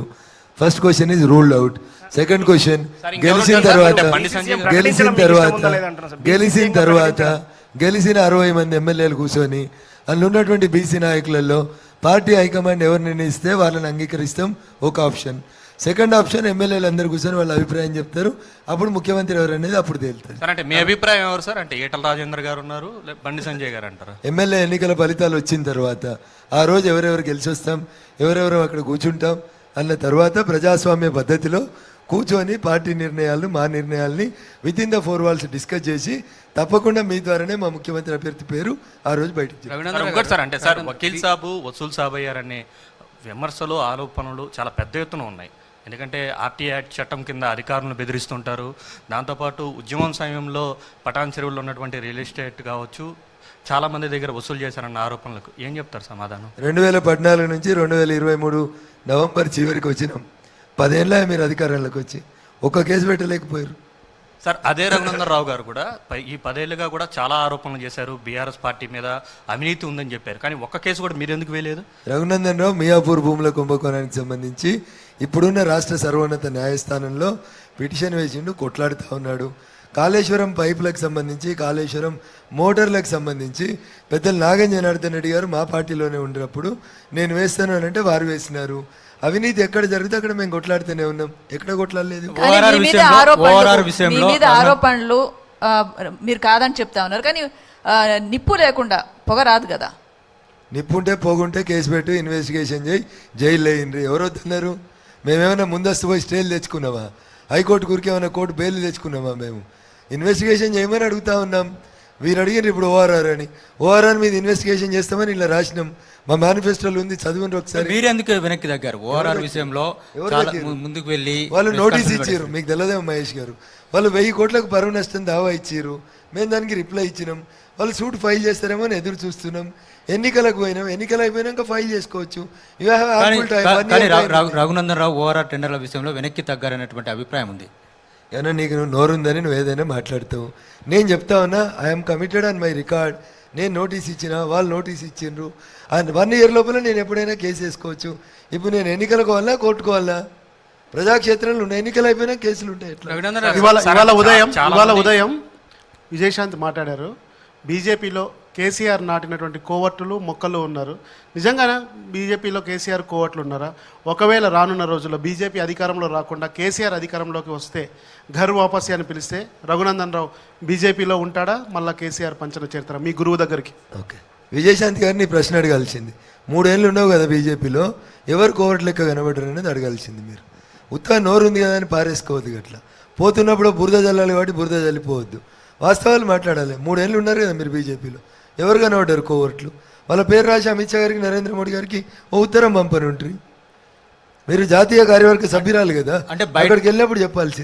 లోపల ఒకటి మాట్లాడతారు వాళ్ళు, బయట ఒకటి మాట్లాడతారు. అంటే లోపల ఆమె చెప్పి ఉండొచ్చు, కాకపోతే బయటకు వచ్చేసరికి బీజేపీ నేతలు మాట్లాడేది ఇంకొక విధంగా ఉంటుందని చెప్పేసి కూడా ఆమె ఈరోజు మాట్లాడింది. వారు మాట్లాడినటువంటి మాటలకు నేను సమాధానం చెప్పడానికి ఇక్కడికి రాలేదు. అది వారి వ్యక్తిగత అభిప్రాయం. వారికి ఏముంది ఏం లేదనేది నాకు సంబంధం లేని అంశం. వారు ఎందుకు పార్టీలకు వచ్చారు, ఎందుకు మారిండ్రో నేను ఎందుకు సమాధానం చెప్పాలి? నాకేం అవసరం? అది వారి నిర్ణయం. గర్వాపసి వెళ్తారా సార్? మీరు ఒక బీజేపీ నేత, బీజేపీ రాష్ట్ర కార్యదర్శిగా బాధ్యతలు నిర్వర్తిస్తున్నారు. ఒక బీజేపీలో జాతీయ నేత, జాతీయ కార్యవర్గ సభ్యులు వెళ్తే ఆమెకు సంబంధం, నాకు సంబంధం లేదని చెప్పడం ఎంతవరకు కరెక్ట్ సార్? ఒక బీజేపీ నేత ఆరోపణలు చేసిన దానికి అన్నిటికీ సమాధానం చెప్పాలా? పార్టీలో ఉన్నప్పుడు వితిన్ ద 4 walls చర్చించాల్సింది, అప్పుడు చర్చించకుండా ఇలా పార్టీ మారాలనుకుంటున్నాం కాబట్టి బురద చల్లితే దానికేం సమాధానం చెప్తారు మహేష్ గారు? చెప్పాల్సిన అవసరం ఏముంది? మాకేం అవసరం? మా పార్టీ నాయకులు వితిన్ ద 4 walls మాట్లాడితే మేము చర్చించుకుంటాం, సమాధానం చెప్పుకుంటాం. బయటకు పోయిన వాళ్ళతో మాకేం సంబంధం? ప్రజలకైనా మీరు సమాధానం చెప్పుకోవాల్సినటువంటి అవసరం అట్లా అవసరం. అట్లాంటి వాళ్ళు ఎవరు బీజేపీలో లేరు. లెట్ మీ క్లారిఫై, అట్లాంటి వాళ్ళు ఎవరు బీజేపీలో లేరు. వారి అభిప్రాయంతో నేను ఏకీభవిస్తలేను. ఒకవేళ బీజేపీ అధికారంలోకి రాకపోతే రఘునందన్ రావు గర్వాపసి చేస్తారా మీ గురువు దగ్గర? 3 ఏళ్లలో, ఇప్పుడు 3 ఏళ్లలో చేయని గర్వాపసి రేపు ఎందుకు జరుగుతుంది? అంటే వచ్చే 5 ఏళ్ల పాటు కేసీఆర్ అధికారంలోకి ఉంటే బీజేపీ యొక్క మనుగడ సాధ్యమవుతుందని మీరు అనుకుంటున్నారా? ఎందుకు మీరు కలలు కంటున్నారని నేను అనుకుంటున్నా. వెలుతురు ఎక్కువ ఉంది కాబట్టి పగటి కళ అనుకుంటున్నా. నేను చంద్రశేఖరరావు గారిని ఎప్పుడు ఇంటికి పంపుదామని ప్రజలు ఎదురు చూస్తున్నారు. ఆయన అధికారంలోకి రారనేది నా సంపూర్ణమైన విశ్వాసం. ఆయన ఒకవేళ అధికారంలోకి వచ్చిన పొరపాటున రఘునందన్ రావు భారతీయ జనతా పార్టీలోనే కొనసాగుతాడు. రఘునందన్ గారు సార్ ఇంకోటి సార్, అంటే ఓవైసీ చేతిలో కార్ స్టీరింగ్తో పాటు కమలం పువ్వు కూడా చేతిలో ఉంటుందంటారు. సో దీనికి ఏం చెప్తారు మీరు? ఇది మీరు అసదుద్దీన్ ఓవైసీని అడగాలి, లేకపోతే కేసీఆర్ గారిని అడగాలి. అంటే మీ ఒకవేళ హంగొస్తే, మీరు ఒకవేళ హంగొచ్చి ఖచ్చితంగా మీకు సీట్ల అవసరమయ్యే పరిస్థితి ఉంటే ఓవైసీ ఒకవేళ మద్దతు ఇస్తానంటే తీసుకోరా? తీసుకో. రఘునందన్ రావు గారు, గత కొన్ని నెలల నుంచి బీఆర్ఎస్లో కానీ కాంగ్రెస్లో కానీ వలసల జోష్ విపరీతంగా కనిపిస్తోంది. బీజేపీలో మాత్రం అలాంటి జోష్ ఇంతవరకు చూడలేదు. చూడకపోగా ఇంకొన్ని రోజుల్లో పోలింగ్ జరగబోతుందన్న కూడా ఇప్పటికి కూడా మీ నాయకులు వేరే పార్టీస్లోకి వెళ్తున్నారు. అంటే నాయకులు ఎవరు బీజేపీని అధికారంలోకి వస్తుందని నమ్మట్లేదా? అట్లీస్ట్ ప్రజల్లో అన్న బీజేపీ అధికారంలోకి రావాలన్న అభిప్రాయం వ్యక్తమవుతుందా? సో ఒక గూటి నుంచి ఎగిరొచ్చిన వలస పక్షి ఈ గూటిలో అవసరం తీరిపోయిందని అనుకున్న తర్వాత ఇంకో గూటికి ఎగిరిపోవడంలో మీరు పెద్ద ఆశ్చర్యపోవాల్సింది ఏం లేదు. సీజనల్ గా పక్షులు ఎగిరిపోతా ఉంటాయి. ఎండాకాలం ఒక దగ్గరికి పోతాయి, వానాకాలం ఒక దగ్గరికి పోతాయి, చలికాలంలో ఇంకో దగ్గరికి చూడట్లేదు. భారతీయ జనతా పార్టీలో వాళ్ళకి సీట్లు రాకపోతే ఆల్రెడీ భారతీయ జనతా పార్టీలో 119 సీట్లకి క్యాండిడేట్లను ప్రకటించిన తర్వాత, అంటే మీరు అందరికన్నా చివరిగా ప్రకటించిందే మీ పార్టీ కదండి. So what is wrong in it? Before nominations only we completed it. దాంట్లో తప్పే ఉంది. ఎవరు మహేశ్వరం అనే సీటుకి 31 మంది దరఖాస్తు పెట్టిరు. సిట్టింగ్ ఎమ్మెల్యే రఘునందన్ ఉన్న కాడ 14 మంది దరఖాస్తు పెట్టిరు. ఏదో మాట్లాడతారు మీరు. ఎవరున్నారు కాంగ్రెస్ పార్టీకి? భాగ్యనగరంలో ఉన్న 29 సీట్లలో ఎవరో ఒకరిద్దరు మాజీ ఎమ్మెల్యేలు తప్ప కాంగ్రెస్లో ఎమ్మెల్యేకి పోటీ చేసే వాళ్ళు ఎవరున్నారు? వాళ్ళకు కూడా 10 దరఖాస్తులు వచ్చినాయి. రఘునందర్ గారు, మీరు ఎంత కాన్ఫిడెన్స్ గా చెప్తా ఉన్నారు గెలుపు మాదే, వచ్చేది అధికారంలో మేమే అని. కానీ ఇప్పటి వరకు తెలంగాణ గడపై ఒక్కసారి కూడా పోటీ చేయని జనసేనతోటి పొత్తు పెట్టుకోవాల్సిన అవసరం ఏమొచ్చింది బీజేపీకి? వాళ్ళకి 8 స్థానాలు ఏ రకంగా ఇచ్చారు?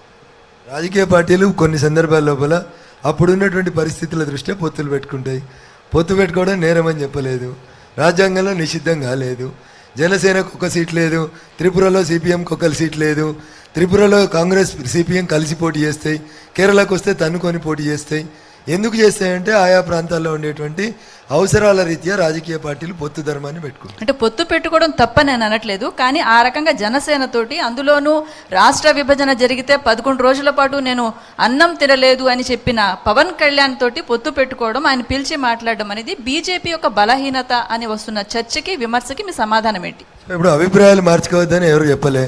2004లో తెలుగుదేశం పార్టీగా మేము తెలంగాణ రాష్ట్ర ఏర్పాటుకు వ్యతిరేకమన్నారు.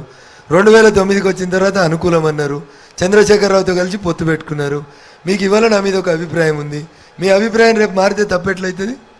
Based on the situation, based on the scenario, based on the necessity, political parties will change their opinion. Pawan Kalyan Dubbaka ఎన్నికల ప్రచారానికి తీసుకెళ్తారా సార్? తప్పేమని తీసుకెళ్తాను. మీరు డేట్ ఇప్పిస్తే నేను తీసుకెళ్తా. మీ పొత్తు మీరిద్దరు కలిసి ఉన్నారు కాబట్టి మీరే అడగాలి కదా సార్. నేను రమ్మని అడుగుతా ఉన్నాను, వారు వస్తే తప్పకుండా. అంటే డేట్ అని అడుగుతున్నారు, అంటే మొత్తం ప్రచారానికి కూడా డేట్లో ఒకవేళ ఇవ్వగలేకపోతే సార్? సో ఇప్పుడు నాకు ఎంత కన్వీనియంట్ ఉంటే నన్ను స్టార్ క్యాంపెయినర్ భారతీయ జనతా పార్టీ లిస్టులో పెట్టినారు. నేను నా నియోజకవర్గానికి మొదటి ప్రాధాన్యత ఇస్తా. రెండో ప్రాధాన్యత ఇప్పుడే మెదక్ ఎమ్మెల్యే అభ్యర్థి కోసం ప్రచారం చేసి ఇక్కడికి వచ్చినాను. కన్వీనియంట్ ఆఫ్ టైంని బట్టి ఇతర నియోజకవర్గాలకు పోతాం. వారు బిజీ సినీ నటుడు, వారికి ఉండేటువంటి సినిమాలు, వారికి ఉన్న ఆంధ్రప్రదేశ్ రాజకీయాలు, తెలంగాణలో వారు ఎంత టైం కేటాయిస్తే దాన్ని బట్టి వారి ప్రచార సేవల్ని మా పార్టీ తప్పకుండా వాడుకుంటుంది. రఘునందన్ రావు, దుబ్బాక ఉప ఎన్నిక సమయంలో పోలీసు అధికారుల తీరుపైన మీరు తీవ్ర స్థాయిలో విమర్శలు చేసినట్టు గుర్తు. ఫోన్ ట్యాపింగ్ అంశాన్ని కూడా అప్పట్లో ప్రస్తావించారు, విచారణ చేయాలని. వాటికి సంబంధించి ఎంతవరకు వచ్చింది ఫిర్యాదులు? అంటే విమర్శల వరకే ఉందా, దానికి సంబంధించి ఆధారాలతో మీరు ఏమైనా ముందడుగు వేసి వాళ్ళని ఫిక్స్ చేసి ఏమైనా ప్రయత్నం చేశారా? ఈ విమర్శ రఘునందన్ కంటే ముందు ఇంకొకరు కూడా చేసిరు. మీరు ఆంధ్రప్రదేశ్ ముఖ్యమంత్రి గారు సాక్షాత్తు తెలంగాణ పోలీసులు మా ఫోన్లో ట్యాప్ చేస్తున్నారు అని వాళ్ళు పోయి ఏకంగా కోర్టులో కేసు కూడా ఫైల్ చేసిండ్రు. దురదృష్టం ఏంటంటే వ్యవస్థలు నడవాల్సినంత వేగంగా నడుస్తలేవు, నడవాల్సిన రీతి లోపల నడుస్తలేవు. ఒక వకీల్ సాబ్గా ఇది నాకు బాధ అనిపిస్తుంది. కంప్లైంట్ ఇవ్వాల్సిన వాళ్ళ చోటు ఇచ్చినాం, యాక్షన్ జరిగిందా జరగలేదా అంటే జరుగుతూ ఉంది, ఎంక్వైరీ జరుగుతూ ఉంది అని చెప్తారు. సార్, కేంద్రంలో బీజేపీ అధికారంలో అంటే మీ పార్టీ అధికారంలో ఉంది. కేంద్ర దర్యాప్తు సంస్థలకు ఏమైనా ఫిర్యాదు చేశారా, లేకపోతే రాజీ పడ్డారా? కేంద్ర హోంమంత్రిత్వ శాఖకు ఉత్తరం రాసినాం. జరిగిన సంఘటనలలో అధికారులు పనిచేసిన తీరు పట్ల కంప్లైంట్ రాతపూర్వకంగా లాడ్జ్ చేసి పెట్టినాం. హోంశాఖ నుంచి ఎటువంటి స్పందన లేదు, పక్కన హోంశాఖ ఇన్వెస్టిగేట్ చేయదు. హోంశాఖ సంబంధిత డిపార్ట్మెంట్లకు పంపుతుంది, వాళ్ళు ఇన్వెస్టిగేట్ చేస్తారు. వాళ్ళు చేశారా చేయలేదని పాయింట్ సార్, అంటే మీకేం కమ్యూనికేషన్ వచ్చిందని పాయింట్. నా కమ్యూనికేషన్ వచ్చింది, your application has been received, whenever your evidences are required we will call you. Sir ఇప్పుడు కాంగ్రెస్ ప్రతి ప్రచారంలో కూడా బీఆర్ఎస్, బీజేపీ, ఎంఐఎం కలిసి పోటీ చేస్తాయి, ఆ మూడు ఒకటే అంటూ ప్రతి ప్రచారంలో కూడా రాహుల్ చెప్తూ ఉన్నారు సార్. కాంగ్రెస్ ఎక్కడ పోటీ చేస్తే అక్కడ ఓట్లు చీల్చడానికి ఆ మూడు కలిసి ప్రయత్నిస్తున్నాయి అంటున్నారు సార్, మీ కమెంట్. వాళ్ళకి చెప్పుకోవడానికి ఏం లేదు, ఎందుకంటే వాళ్ళ సారు ఓటుకు నోటు కేసులు ఉన్నాడు, పైన సారేమో పప్పు అప్పు అని చెప్తారు జనము. ఏం చెప్పాలి జనం దగ్గరికి పోయి? ఏం చేసినామని చెప్పాలి? 1200 మందిని చంపినాక తెలంగాణ ఇచ్చినాం, తెలంగాణ బలిదేవతలు దేవతలు అని చెప్పాలా? ఏముంది వాళ్ళకి చెప్పుకోవడానికి? ఏం గ్యారంటీ ఉంది?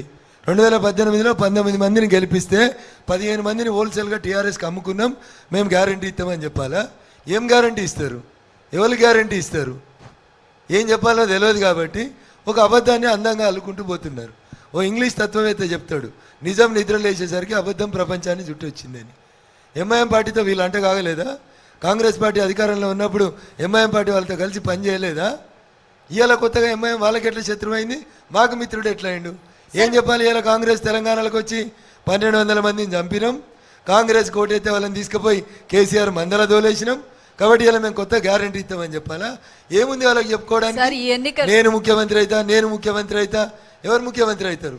ఓటుకు నోటు కేసులలో ముద్దాయిలు ముఖ్యమంత్రులు అవుతారా? ఎవరు ముఖ్యమంత్రులు కావాలి? ఏం గ్యారంటీ ఇస్తారు? ఏడిపోయింది మీ గ్యారంటీ? 2014లో గెలిచిన వాళ్ళు ఎడిపోయినరు, 2018లో గెలిచిన వాళ్ళు ఎడిపోయినరు. రేపు ఎవడైనా గెలిస్తే వాడు పోడని గ్యారంటీ ఎవరిస్తారు? కర్ణాటక వాళ్ళు ఇస్తారా? తెలంగాణ వాళ్ళు ఇస్తారా? నల్గొండ వాళ్ళు ఇస్తే మెదకోడినాడు, మెదకోడిస్తే ఖమ్మం ఓడినాడు, ఎవరు గ్యారంటీ ఇస్తాడు? వాళ్ళు ఏదో అధికారంలోకి వచ్చినట్టు బీజేపీ, బీఆర్ఎస్, ఎంఐఎం. నువ్వేం చేస్తావో చెప్పు, 55 ఏళ్ళ నీ పాలనలో ఏం చేసినావో చెప్పు. గది చెప్పకుండా ఏదో గ్యారంటీ స్కీములు, పక్కోని తిడితే ఓట్లు రావు. అంటే కేసులు వాళ్ళు సీఎం గానే పనికిరారా, లేకపోతే ఎమ్మెల్యేలు ఎంపీలుగా అయితే పనికొస్తారా? అన్నిటికీ పనికొస్తారు. నేను పనికిరారని చెప్పలే, ఎవరిని చేస్తారో చెప్పురో అన్న, ఎవరికి చేస్తారో చెప్పురో అని అడుగుతున్నాం మేము. నేను అట్లే అడుగుతా ఉన్నా. నేను మీరు చెప్పారా సార్? బీజేపీ పార్టీ చెప్పిందా ముఖ్యమంత్రి ఎవరని చెప్పిందా? బీజేపీ పార్టీ చెప్పలేదు. వాళ్ళు కూడా చెప్పారు. మీరు చెప్పినప్పుడు వాళ్ళు కూడా వాళ్ళే చెప్పుకుంటున్నారు. మీ దగ్గరకు వచ్చినప్పుడు ఇంకో ఛానల్కో ఇంటర్వ్యూకి పోయినప్పుడు మీరు అడుగుతున్న పెద్ద మనిషి ఏం చెప్పిండంటే, అయితే పిసిసి ప్రెసిడెంట్ ముఖ్యమంత్రి అవుతాడు, లేకపోతే ఎల్పీ లీడర్ అవుతాడు, నేను అయితా నీకేంది నొప్పి అని అడిగిండు ఒక ఛానల్లో. మీకేంది ఇబ్బంది?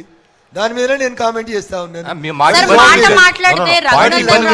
ప్రజల గొంతుక అని చెప్పుకుంటూ ఉంటారు కదా, పేద ప్రజల గొంతుక అని చెప్పిన, పైసలు ఉన్న గొంతుక అని పేద ప్రజల గొంతుక అని చెప్పుకుంటూ ఉంటారు కదా. మీరు ఉప ఎన్నికలు నిలబడ్డప్పుడు కావచ్చు, అంతకు ముందు కావచ్చు, ఏదైతే నిర్వాసితులు ఉన్నారో మీ నియోజకవర్గానికి సంబంధించి, వాళ్ళకి సంబంధించి మీరు ఎందుకు పోరాటం చేయలేకపోయారు? ముఖ్యంగా పల్లెపహాడ్ కావచ్చు, వేములగట్టుకు సంబంధించి R&R ప్యాకేజ్ ఆపేసినప్పుడు, మధ్యలో ఆపేసినప్పుడు వాళ్ళ గొంతుకగా మీరు ఎందుకు వాయిస్ వినిపించలేకపోయారు? ఎందుకు అక్కడ ఆ ఫెయిల్యూర్ని మూటగట్టుకున్నారు? సో మల్లన్న సాగర్ నిర్వాసితుల విషయానికి వచ్చినప్పుడు దేశ ప్రజలందరికీ కూడా కొన్ని విషయాలు స్పష్టంగా తెలవాలి. మీరు అడిగిన వేములగట్టోళ్ళు, మీరు అడిగిన పల్లెపహాడోళ్ళు రఘునందన్ రావు ఉప ఎన్నిక కంటే ముందే ఊర్లు ఖాళీ చేసి సంతకాలు పెట్టి R&R ప్యాకేజ్ తీసుకొని ముట్రాజుపల్లి అనే గజ్వేల్ నియోజకవర్గంలో ఉన్న ఒక ఊరికి వెళ్ళిపోయినారు. So when you already signed, మీరు వాలంటీర్గా పోయి నా అంతలో నేను, నా పొలము, నా ఇల్లు ఇన్ని పైసలకు ఒప్పుకొని వెళ్ళిపోయినా అని మీరు వెళ్ళిపోయినరు. వెళ్ళిపోకుండా మిగిలిన వాళ్ళ కోసం రఘునందన్ నిలబడ్డాడు. 5 లక్షలు ఇచ్చిన కాడ, 8 లక్షలు ఇచ్చిన కాడ కోర్టుల పిటిషన్లు వేసి 13 లక్షలు 16 లక్షలు ఇప్పించిండ్రు. మీరు నా దగ్గరికి రాకుండా నాకు న్యాయం చేస్తలేడు రఘునందన్ అంటే నేనేం చేయలేను. అడగకపోతే ఇంటికి పోయినాక మీ అమ్మ కూడా మీకు అన్నం పెట్టది. అడగడం ముందు నేర్చుకోవాలి. పల్లెపహాడ్, వేములఘాట్ ఈ రెండు కూడా ముందే ఖాళీ అయ్యి వెళ్ళిపోయినాయి. రఘునందన్ గారు, ఈ మధ్య మీ నియోజకవర్గంలో ఒక ఘటన జరిగింది, కొత్త ప్రభాకర్ రెడ్డి మీద కత్తి దాడి. ఆ తర్వాత జరిగిన ప్రచారం ఏంటంటే, ఇప్పుడు ఎన్నికలు వస్తున్నాయి కాబట్టి కొత్త ప్రభాకర్ రెడ్డి ఆపరేషన్ చేయించుకొని అడవుడు చేసినాడు, వీల్ చైర్ మీద ప్రచారం చేసినాడు. దుబ్బాక ఉప ఎన్నికల్లో రఘునందన్ కూడా చేయికి గాయమైందని చెప్పేది. ఈ రెండింటిని ఒకే విధంగా చూడాలన్నా? కొత్త ప్రభాకర్ మీద దాడి జరిగిన తర్వాత జరిగిన పరిణామాలకి మీరు కొన్ని సందర్భాల్లో స్పందించారు. అసలు కొత్త ప్రభాకర్ ఎపిసోడ్ మీద మీ స్పందన ఏంటి? ఏం జరిగింది అనుకుంటున్నారు? దాంట్లో మీ హస్తం ఉందా? ప్రభాకర్ రెడ్డి గారి మీద జరిగినటువంటి దాడి బాధాకరం, ఖండించాల్సిన విషయం. అయితే రాష్ట్ర ప్రభుత్వ పెద్దలు ఆలోచించాల్సింది ఏంటంటే, మనం ఇస్తామని చెప్పిన హామీలు ఇవ్వకపోతే, జనానికి మనం దూరం అయితే ఏదో ఒక సందర్భంలో జనం నుంచి తిరుగుబాటు వస్తుంది. కొలువులు ఏమంటే కోటర్ సీసాలు ఇవ్వబడుతుంది, కూపన్ కార్డులు ఇవ్వమంటే కోటర్ సీసాలు పంపబడుతుంది. తాగిన తర్వాత జనం విచక్షణ కోల్పోతున్నారు, దురదృష్టకరం. దానివల్లనే జరిగినటువంటి ఒక దురదృష్టకరమైన సంఘటన. మధ్యాహ్నం 1:30 ప్రాంతంలో సంఘటన జరిగింది. 4 గంటలకు నారాయణఖేడ్లో ముఖ్యమంత్రి గారు ప్రకటించారు కొంతమంది కాంగ్రెస్ వ్యక్తులు ఈ దాడికి పాల్పడ్డారని. సాయంత్రం 7 గంటలకి కేటీఆర్ గారు ప్రకటించారు ఈ దాడి కాంగ్రెస్ గూండాలు చేసిరని.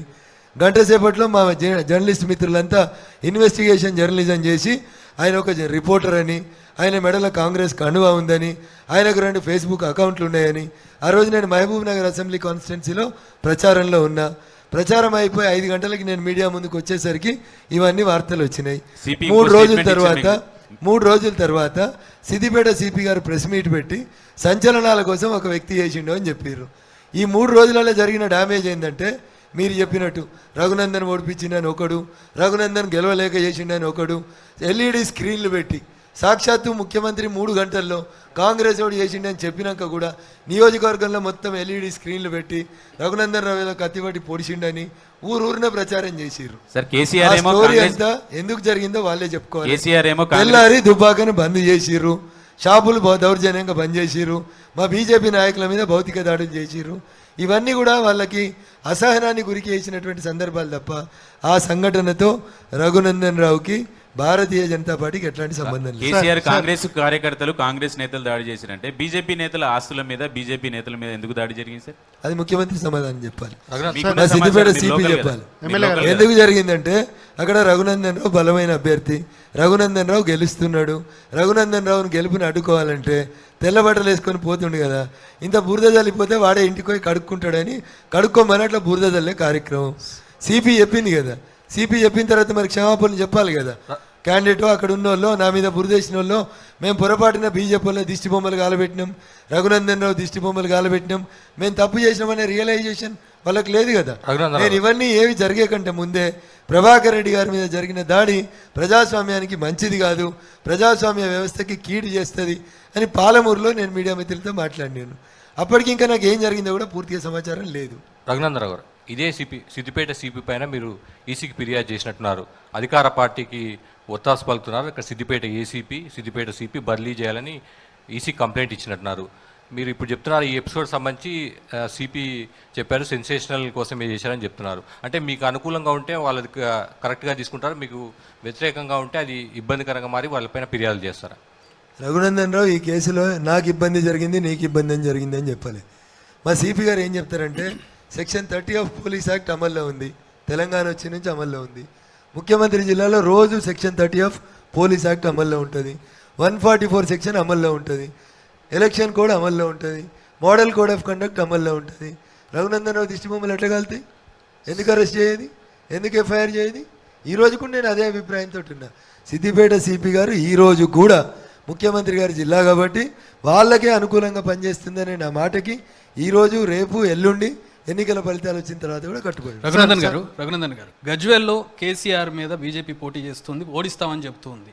గజ్వేల్ని కేసీఆర్ని మీకంటే దగ్గర చూసిన వాళ్ళు ఇక్కడ ఎవరు లేరు. ఏ విశ్లేషణ ప్రకారం కేసీఆర్ని బీజేపీ ఓడిస్తుంది? కేసీఆర్ గారు గెలిచిన తర్వాత ఏ రోజు ప్రజలకు అందుబాటులో లేడు. వన్ థింగ్, వాళ్ళ ఎమ్మెల్యే ఎప్పుడు వాళ్ళకి కనబడలేదు.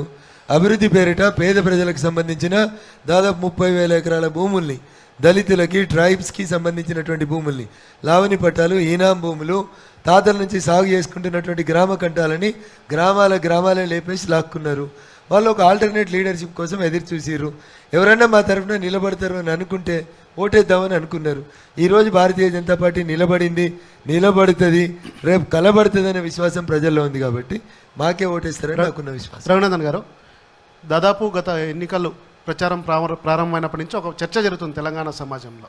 బీజేపీ పార్టీ బీఆర్ఎస్ ఎమ్మెల్యేల కొనుగోలు కేసును అటక మీద ఎక్కించేసింది. అటువైపు కవితకు ఫేవర్గా ఉండడానికి లొంగిపోయారు బీజేపీ వాళ్ళు. ఇక్కడ మీ ఇద్దరు బీఆర్ఎస్ అండ్ బీజేపీ టైఅప్ కావడం మూలంగా, ఫిక్స్ చేసుకోవడం మూలంగా బీజేపీ గ్రాఫ్ పూర్తి స్థాయిలో పడిపోయింది. సేమ్ టైం మీ పార్టీ బ్యాడ్ లెక్కో మీ బ్యాడ్ లెక్కో తెలియదు కానీ బండి సంజయ్ని కూడా తొలగించడం అనేది దానికి యాడ్ అయింది. సో నిజంగా ఈ 2 కేసులతో పాటు బీఆర్ఎస్ ఎమ్మెల్యేలను కొనాల్సినటువంటి అవసరం ఏమింది? ఆ కేసు యొక్క స్టేటస్ ఏంటి?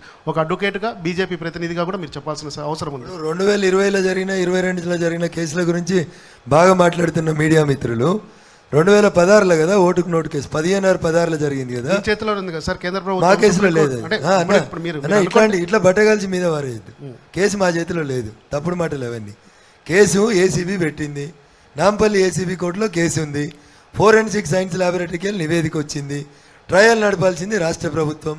కాంగ్రెస్ పార్టీ పిసిసి అధ్యక్షుడు కవితమ్మ, చంద్రశేఖరరావు గారి మధ్యలో ఎలాంటి సంబంధం లేకపోతే ఎందుకు కేసు ట్రయల్ అయితే లేదు? ఇప్పుడు అదే కేసులో లేటెస్ట్ డెవలప్మెంట్ కూడా సిబిఐకి హ్యాండ్ ఓవర్ చేయాలని చెప్పి కూడా ఉంది.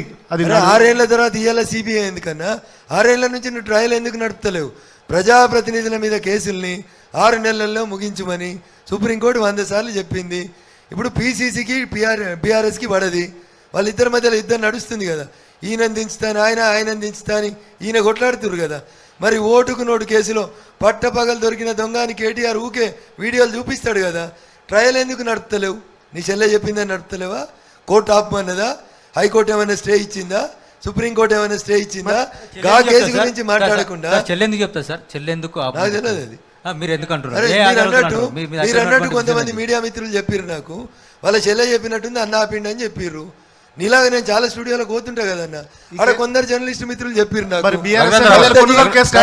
రేవంత్ రెడ్డి గారికి మధ్యలో వ్యాపార సంబంధాలు ఉన్నాయి కాబట్టి కవిత వద్దన్నది కాబట్టి కేసు నడతలేదని చెప్పి. బీజేపీ ఎందుకు దాన్ని ఆధారాలతో సహా చూపించలేకపోతే? మేము ఎందుకు చూపిస్తామన్నా?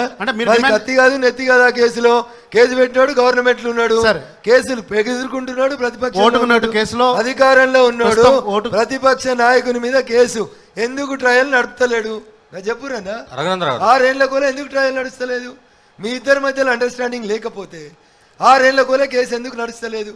రేవంత్ రెడ్డి గారు నినాగక మొన్న ఇండు పిసిసి ప్రెసిడెంట్, అప్పుడు తెలుగుదేశంలో ఉండే కదా, అప్పుడు ఎందుకు నడపలే? ఇప్పుడు ఎందుకు నడుపుతలేరు? మీ ఇద్దరి మధ్యలో ఏం ములాఖాతు లేకపోతే ట్రయల్ 6 ఏళ్ల కోలే ఎందుకు నడుస్తలేదు?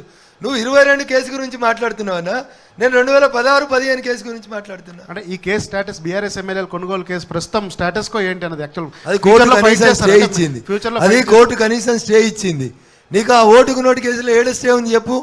ఎందుకు ట్రయల్ నడుపుతలేడు చెప్పండి?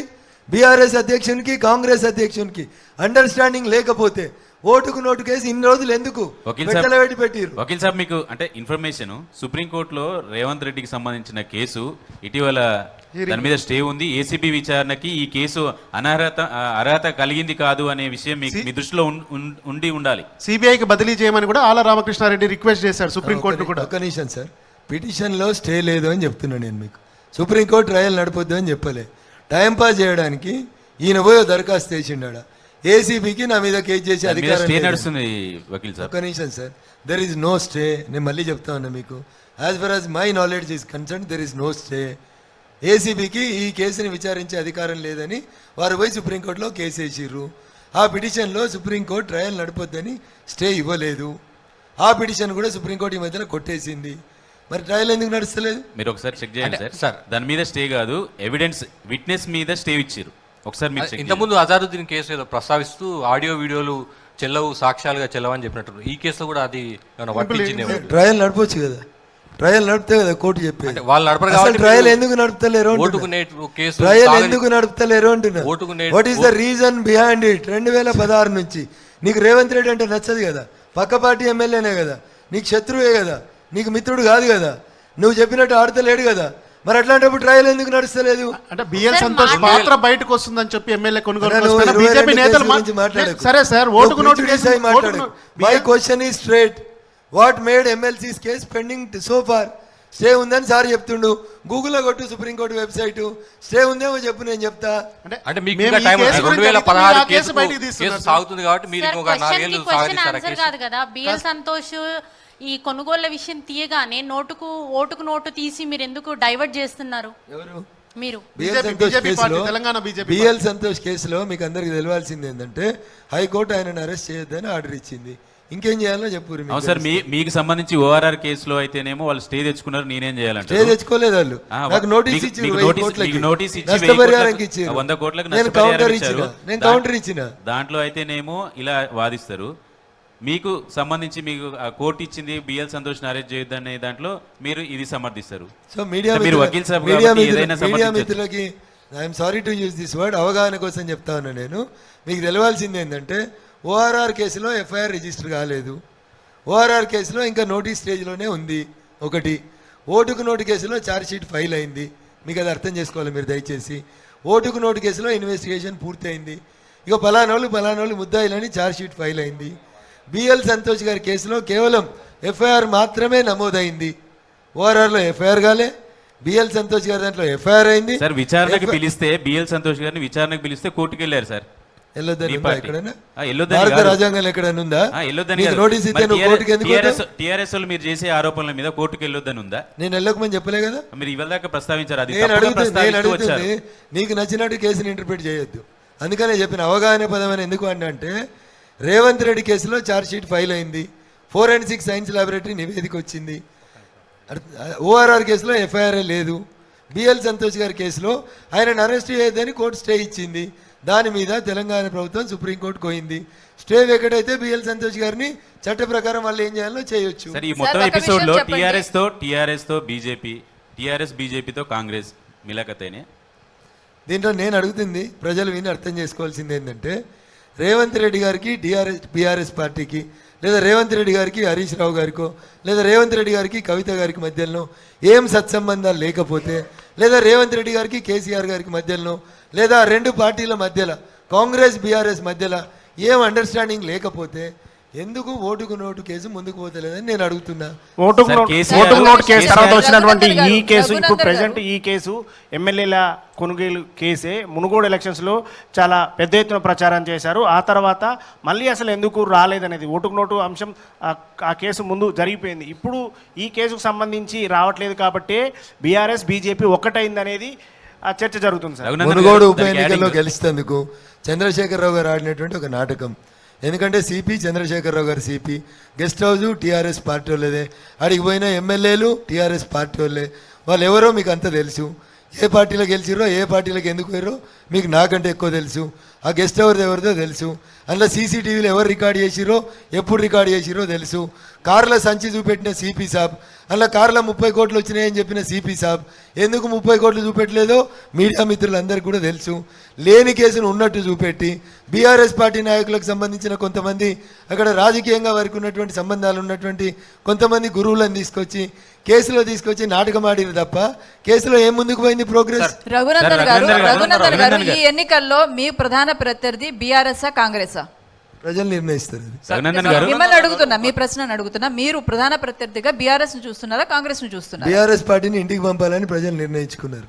This is my reading. మరొక అంశం చెప్పండి. ఎంఐఎం పార్టీ తోటి బీజేపీకి ములాఖత్ ఉంది తెర వెనుక అనేది చాలా పెద్ద ఎత్తున వస్తున్న విమర్శ. దీనికి కొన్ని ఉదాహరణలు కూడా చూపిస్తా ఉన్నారు. ఇతర రాష్ట్రాల్లో ఎంఐఎం వెళ్ళి పోటీ చేస్తుంది, కానీ తెలంగాణ దగ్గరకు వచ్చేటప్పుడు ఆ 7 సీట్లకు 8 సీట్లకు మాత్రమే కన్ఫైన్ అవుతుందని ఒకటి. 2, బీజేపీకి సంబంధించి మరొక జరుగుతున్న విమర్శ ఏంటంటే ముందు ఈడీ వస్తుంది తర్వాత మోడీ వస్తారని కూడా కేసీఆర్ పదే చెప్తున్నారు. సో ఆ కోణంలో చూసినప్పుడు ఎంఐఎం నాయకుల మీద, అసదుద్దీన్ కానీ అక్బరుద్దీన్ కానీ ఏ నాయకుడి మీద ఇప్పటి వరకు ఎలాంటి కేసులు ఎందుకు రాలేదు? అంటే ఎంఐఎం నాయకులు చాలా పారదర్శకంగా, అవినీతి రహితంగా వాళ్ళ ప్రొఫైల్స్ ఉన్నాయా? మీ అభిప్రాయం ఏంటి? మొదటి ప్రశ్న, ఎంఐఎం పార్టీ ఇతర రాష్ట్రాల్లో పోటీ చేస్తుంది, తెలంగాణలో పోటీ చేస్తలేదు. ఏమైనా బ్యాన్ చేసిరా ఇతర రాష్ట్రాల్లో పోటీ చేయొద్దని? ఎన్నికల సంఘం దగ్గర గుర్తింగ్ ఉన్న ఏ రాజకీయ పార్టీ అయినా వాళ్ళకి నచ్చిన చోట్ల పోటీ చేసుకోవచ్చు. తెలంగాణలో కూడా పోటీ చేస్తారు, జూబ్లీ హిల్స్ కూడా పోటీ చేస్తారు, రాజేంద్ర నగర్ కూడా పోటీ చేస్తారు. బీజేపీకి ఫేవర్ గా పోటీ చేస్తున్నారు. బీజేపీని గెలిపించడం కోసమే, సెక్యులర్ ఓట్లను స్ప్లిట్ చేయడం కోసమే ఈ స్ట్రాటజీని మీరు ఎప్పుడు ఎంఐఎం వాళ్ళకి, మీరు కాంగ్రెస్ వాళ్ళు ఇద్దరు కలిసి ఎంఐఎం పార్టీ ఏడ పోటీ చేయాలి ఏడ పోటీ చేయద్దు అనేది మీరు చెప్పుండ్రి. దాని ప్రకారం వాళ్ళ చీఫ్కు నస్తే చేస్తాడు. మేం చెప్తే ఆయన ఎందుకు చేస్తాడు? రఘునందన్ గారు, ఒక రాజకీయ పార్టీ నడిపే వ్యక్తి ఓ టీవీ యాంకరో, ఓ టీవీ రిపోర్టరో, ఓ వకీల్ సభ చెప్తే నడుపుకుంటాడు. రఘునందన్ గారు, తనకుండే అవసరాలు, తనకుండే బడ్జెట్, తనకు ఎక్కడ అవకాశం ఉంటే అక్కడ పోటీ చేస్తాడు. మహారాష్ట్రలో పోటీ చేసిరు, గెలిచిరు. మీరు పోటీ చేద్దని చెప్తారా? బీహార్లో పోటీ చేసిరు, 1, 2 గెలిచిరు. తప్ప అది? వెస్ట్ బెంగాల్లో పోటీ చేసిరు, 1, 2 పోటీ చేసిరు, గెలిచిరు. పోటీ చేద్దని చెప్పే అధికారం మీకు ఎక్కడిది? అంటే పోటీ చేయొద్దని అనట్లేదు సార్. పోటీ చేయడం ద్వారా బీజేపీకి లబ్ధి చేయడం కోసమే ఒక రాజకీయ వ్యూహం అనేది జరుగుతున్న చెప్తారు మీరు. ఎంఐఎం పోటీ చేస్తే బీజేపీకి ఏం లాభం? ఒకవేళ అదే కరెక్ట్ అయితే ఇలా తెలంగాణలో అన్ని సీట్లలో పోటీ చేపిస్తాం కదా ఎంఐఎం తోటి. మాకు లాభం అయ్యేది ఉంటే తెలంగాణలో 119 సీట్లలో పోటీ చేపిస్తాం కదా. కాంగ్రెస్కి మైనారిటీ ఓట్లు పోకుండా బీజేపీ ఆడుతున్నటువంటి గేమ్ ఎక్కడ కాంగ్రెస్ గెలుస్తుంది అనుకుంటే అక్కడ ఎంఐఎం తరపున బరిలో దింపుతారు క్యాండిడేట్లని. ఇది బీజేపీ అసదుద్దీన్ ఓవైసీ బీజేపీ కేంద్ర అధిష్టానం నడుపుతున్నటువంటి డ్రామా గత 10 ఎన్నికల నుంచి కొనసాగుతున్నది. కానీ హైదరాబాద్లో పుట్టినటువంటి ఎంఐఎం పార్టీ తెలంగాణలో మాత్రం 7 ప్రాంతాలకే పరిమితం అవుతుంది. కనీసం మీ గోషామాల్లో ఉన్నటువంటి రాజాసింగ్ పైన పోటీ చేయడానికి కూడా ఎంఐఎం వెనకాడుతుంది. ములాఖత్ ఉంది బీజేపీ ఎంఐఎంల మధ్య అన్నది ప్రధానమైనటువంటి విమర్శ. ఇది విమర్శకు సమాధానం చెప్పాల్సినటువంటి బాధ్యత బీజేపీ నేతల మీద కూడా ఉందన్నది ఒక రిక్వెస్ట్ అండి. ఇప్పుడు కాంగ్రెస్ పార్టీకి ఆడడం చేత కాదు. కాంగ్రెస్ పార్టీ కేవలం మైనార్టీ లోట్లతోటే గెలవాలనుకుంటుంది. వాళ్ళు ఎంఐఎంని, నేను అదే అడుగుతా ఉన్నా మిమ్మల్ని, ఎంఐఎంని పెంచి పోషించింది కాంగ్రెస్ అవునా కాదా? ఎంఐఎంతో అంటగాగింది కాంగ్రెస్ అవునా కాదా చెప్పుండ్రి. రాజశేఖర రెడ్డి గారు ముఖ్యమంత్రి ఉన్నంత కాలం ఎంఐఎం పార్టీ పెద్దలతో సన్నిహితంగా ఉన్నారా లేరా? కాంగ్రెస్ ఇప్పటికి కూడా ఎంఐఎం పెద్దలతో సన్నిహితంగా ఉందా లేదా? దానికి మాకేం సంబంధం ఉంటుంది? ఒక రాజకీయ పార్టీ ఎవరితో సేల్ కావాలి, ఎవరితో పొత్తు పెట్టుకోవాలనేది మేమెందుకు నిర్ణయిస్తాం? కానీ అదే రేవంత్ రెడ్డి ఏం చెప్తున్నాడంటే కాంగ్రెస్ కొంతమంది మీడియా మిత్రులు ఎత్తి ప్రాసల కోసం రాసిస్తే కొంతమంది మాట్లాడతారు లీడర్లు. దానికి నేను చేయగలిగింది ఏం లేదు. పేపర్లలో హెడ్లైన్ల కోసం, టీవీలలో బ్రేకింగ్ల కోసం నేను మాట్లాడలేను. షేర్వాణి కింద కాకి నెక్కర్ ఉంటే ఈయన ఎడదొచ్చిండు, నెక్కర్లో వచ్చి చూసిండా? ఈయన నెక్కర్ వేసుకొని తిరగలేదా అన్నాడు? ఈయన ఎన్నాడు ఏబీపీలో పనిచేయలేదా?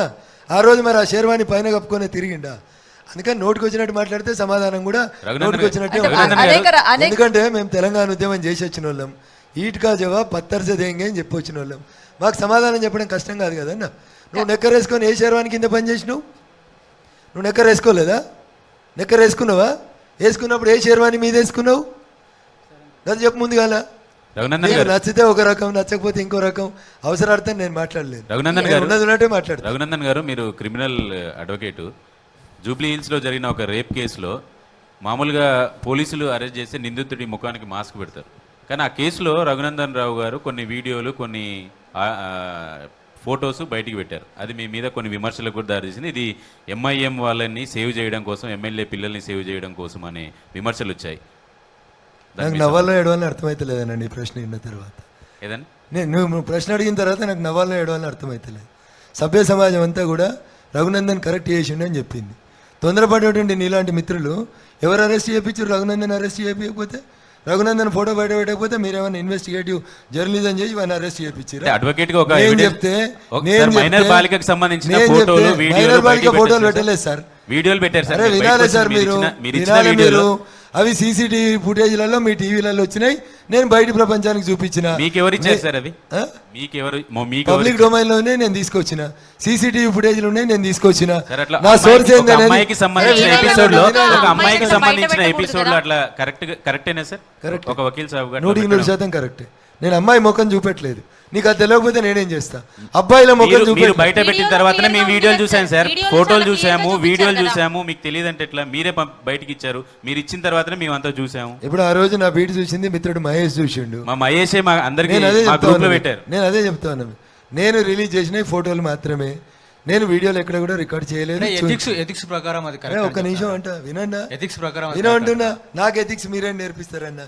నేను వకాలత్ నేర్చుకుని వకీల్గా వ్యక్తిగా మైనర్ వాళ్ళ యొక్క ఫోటోలను బయట దగ్గర ఫోటో ఉందా అన్న? నేను బయట పెట్టిన ఫోటో ఉందా? జర చూపెట్టు. దాని మీద అమ్మాయి ముఖం మీద నేను Raghunandan Rao press meet పెట్టారన్నా. Press meet పెట్టినా, కట్టుబడి ఉన్నా. ఎంఐఎం ఎమ్మెల్యే కొడుకు నేను రిమాండ్ చేయించిన. నువ్వు చేయించలే, మీడియా చేయించలే. రఘునందన్ కొట్లాడితేనే ఎంఐఎం పార్టీ ఎమ్మెల్యే కొడుకు రిమాండ్ అయ్యిండు. ఎవరు చేయలే, నేనే చేసిన. అక్కడ ఒక వక్ఫ్ బోర్డు చైర్మన్ కొడుకున్నాడు, నేనే బయట పెట్టినా, నేనే రిమాండ్ చేయించిన. Let the case be explain properly. నేను అమ్మాయి ముఖం చూపెట్టలేదు. So I know ethics, I know the values, I know the case నా మీద హ్యాబిట్స్లో పోలీసు వాళ్ళు కేసు చేసిర్రు. వాళ్ళని అడుగుండ్రి. అందులో రఘునందన్ రావు పాత్ర ఏందో అడుగుండ్రి. ఆ కేసు ఉన్నదా మూసేసిరా చూసుకోండి. ల్యాక్ ఆఫ్ ఎవిడెన్స్ కింద కేసు క్లోజ్ అయింది. ఎందుకంటే నేను వీడియో బయట పెట్టలేదు, పోలీసు వాళ్ళు బయట పెట్టిర్రు వీడియో. అది దాంట్లో వాళ్ళు చూపెట్టుకున్నారు. కొంతమంది టీవీ జర్నలిస్టులు చూపెట్టిర్రు. నేను ఒక ఆడియో, ఒక రికార్డుని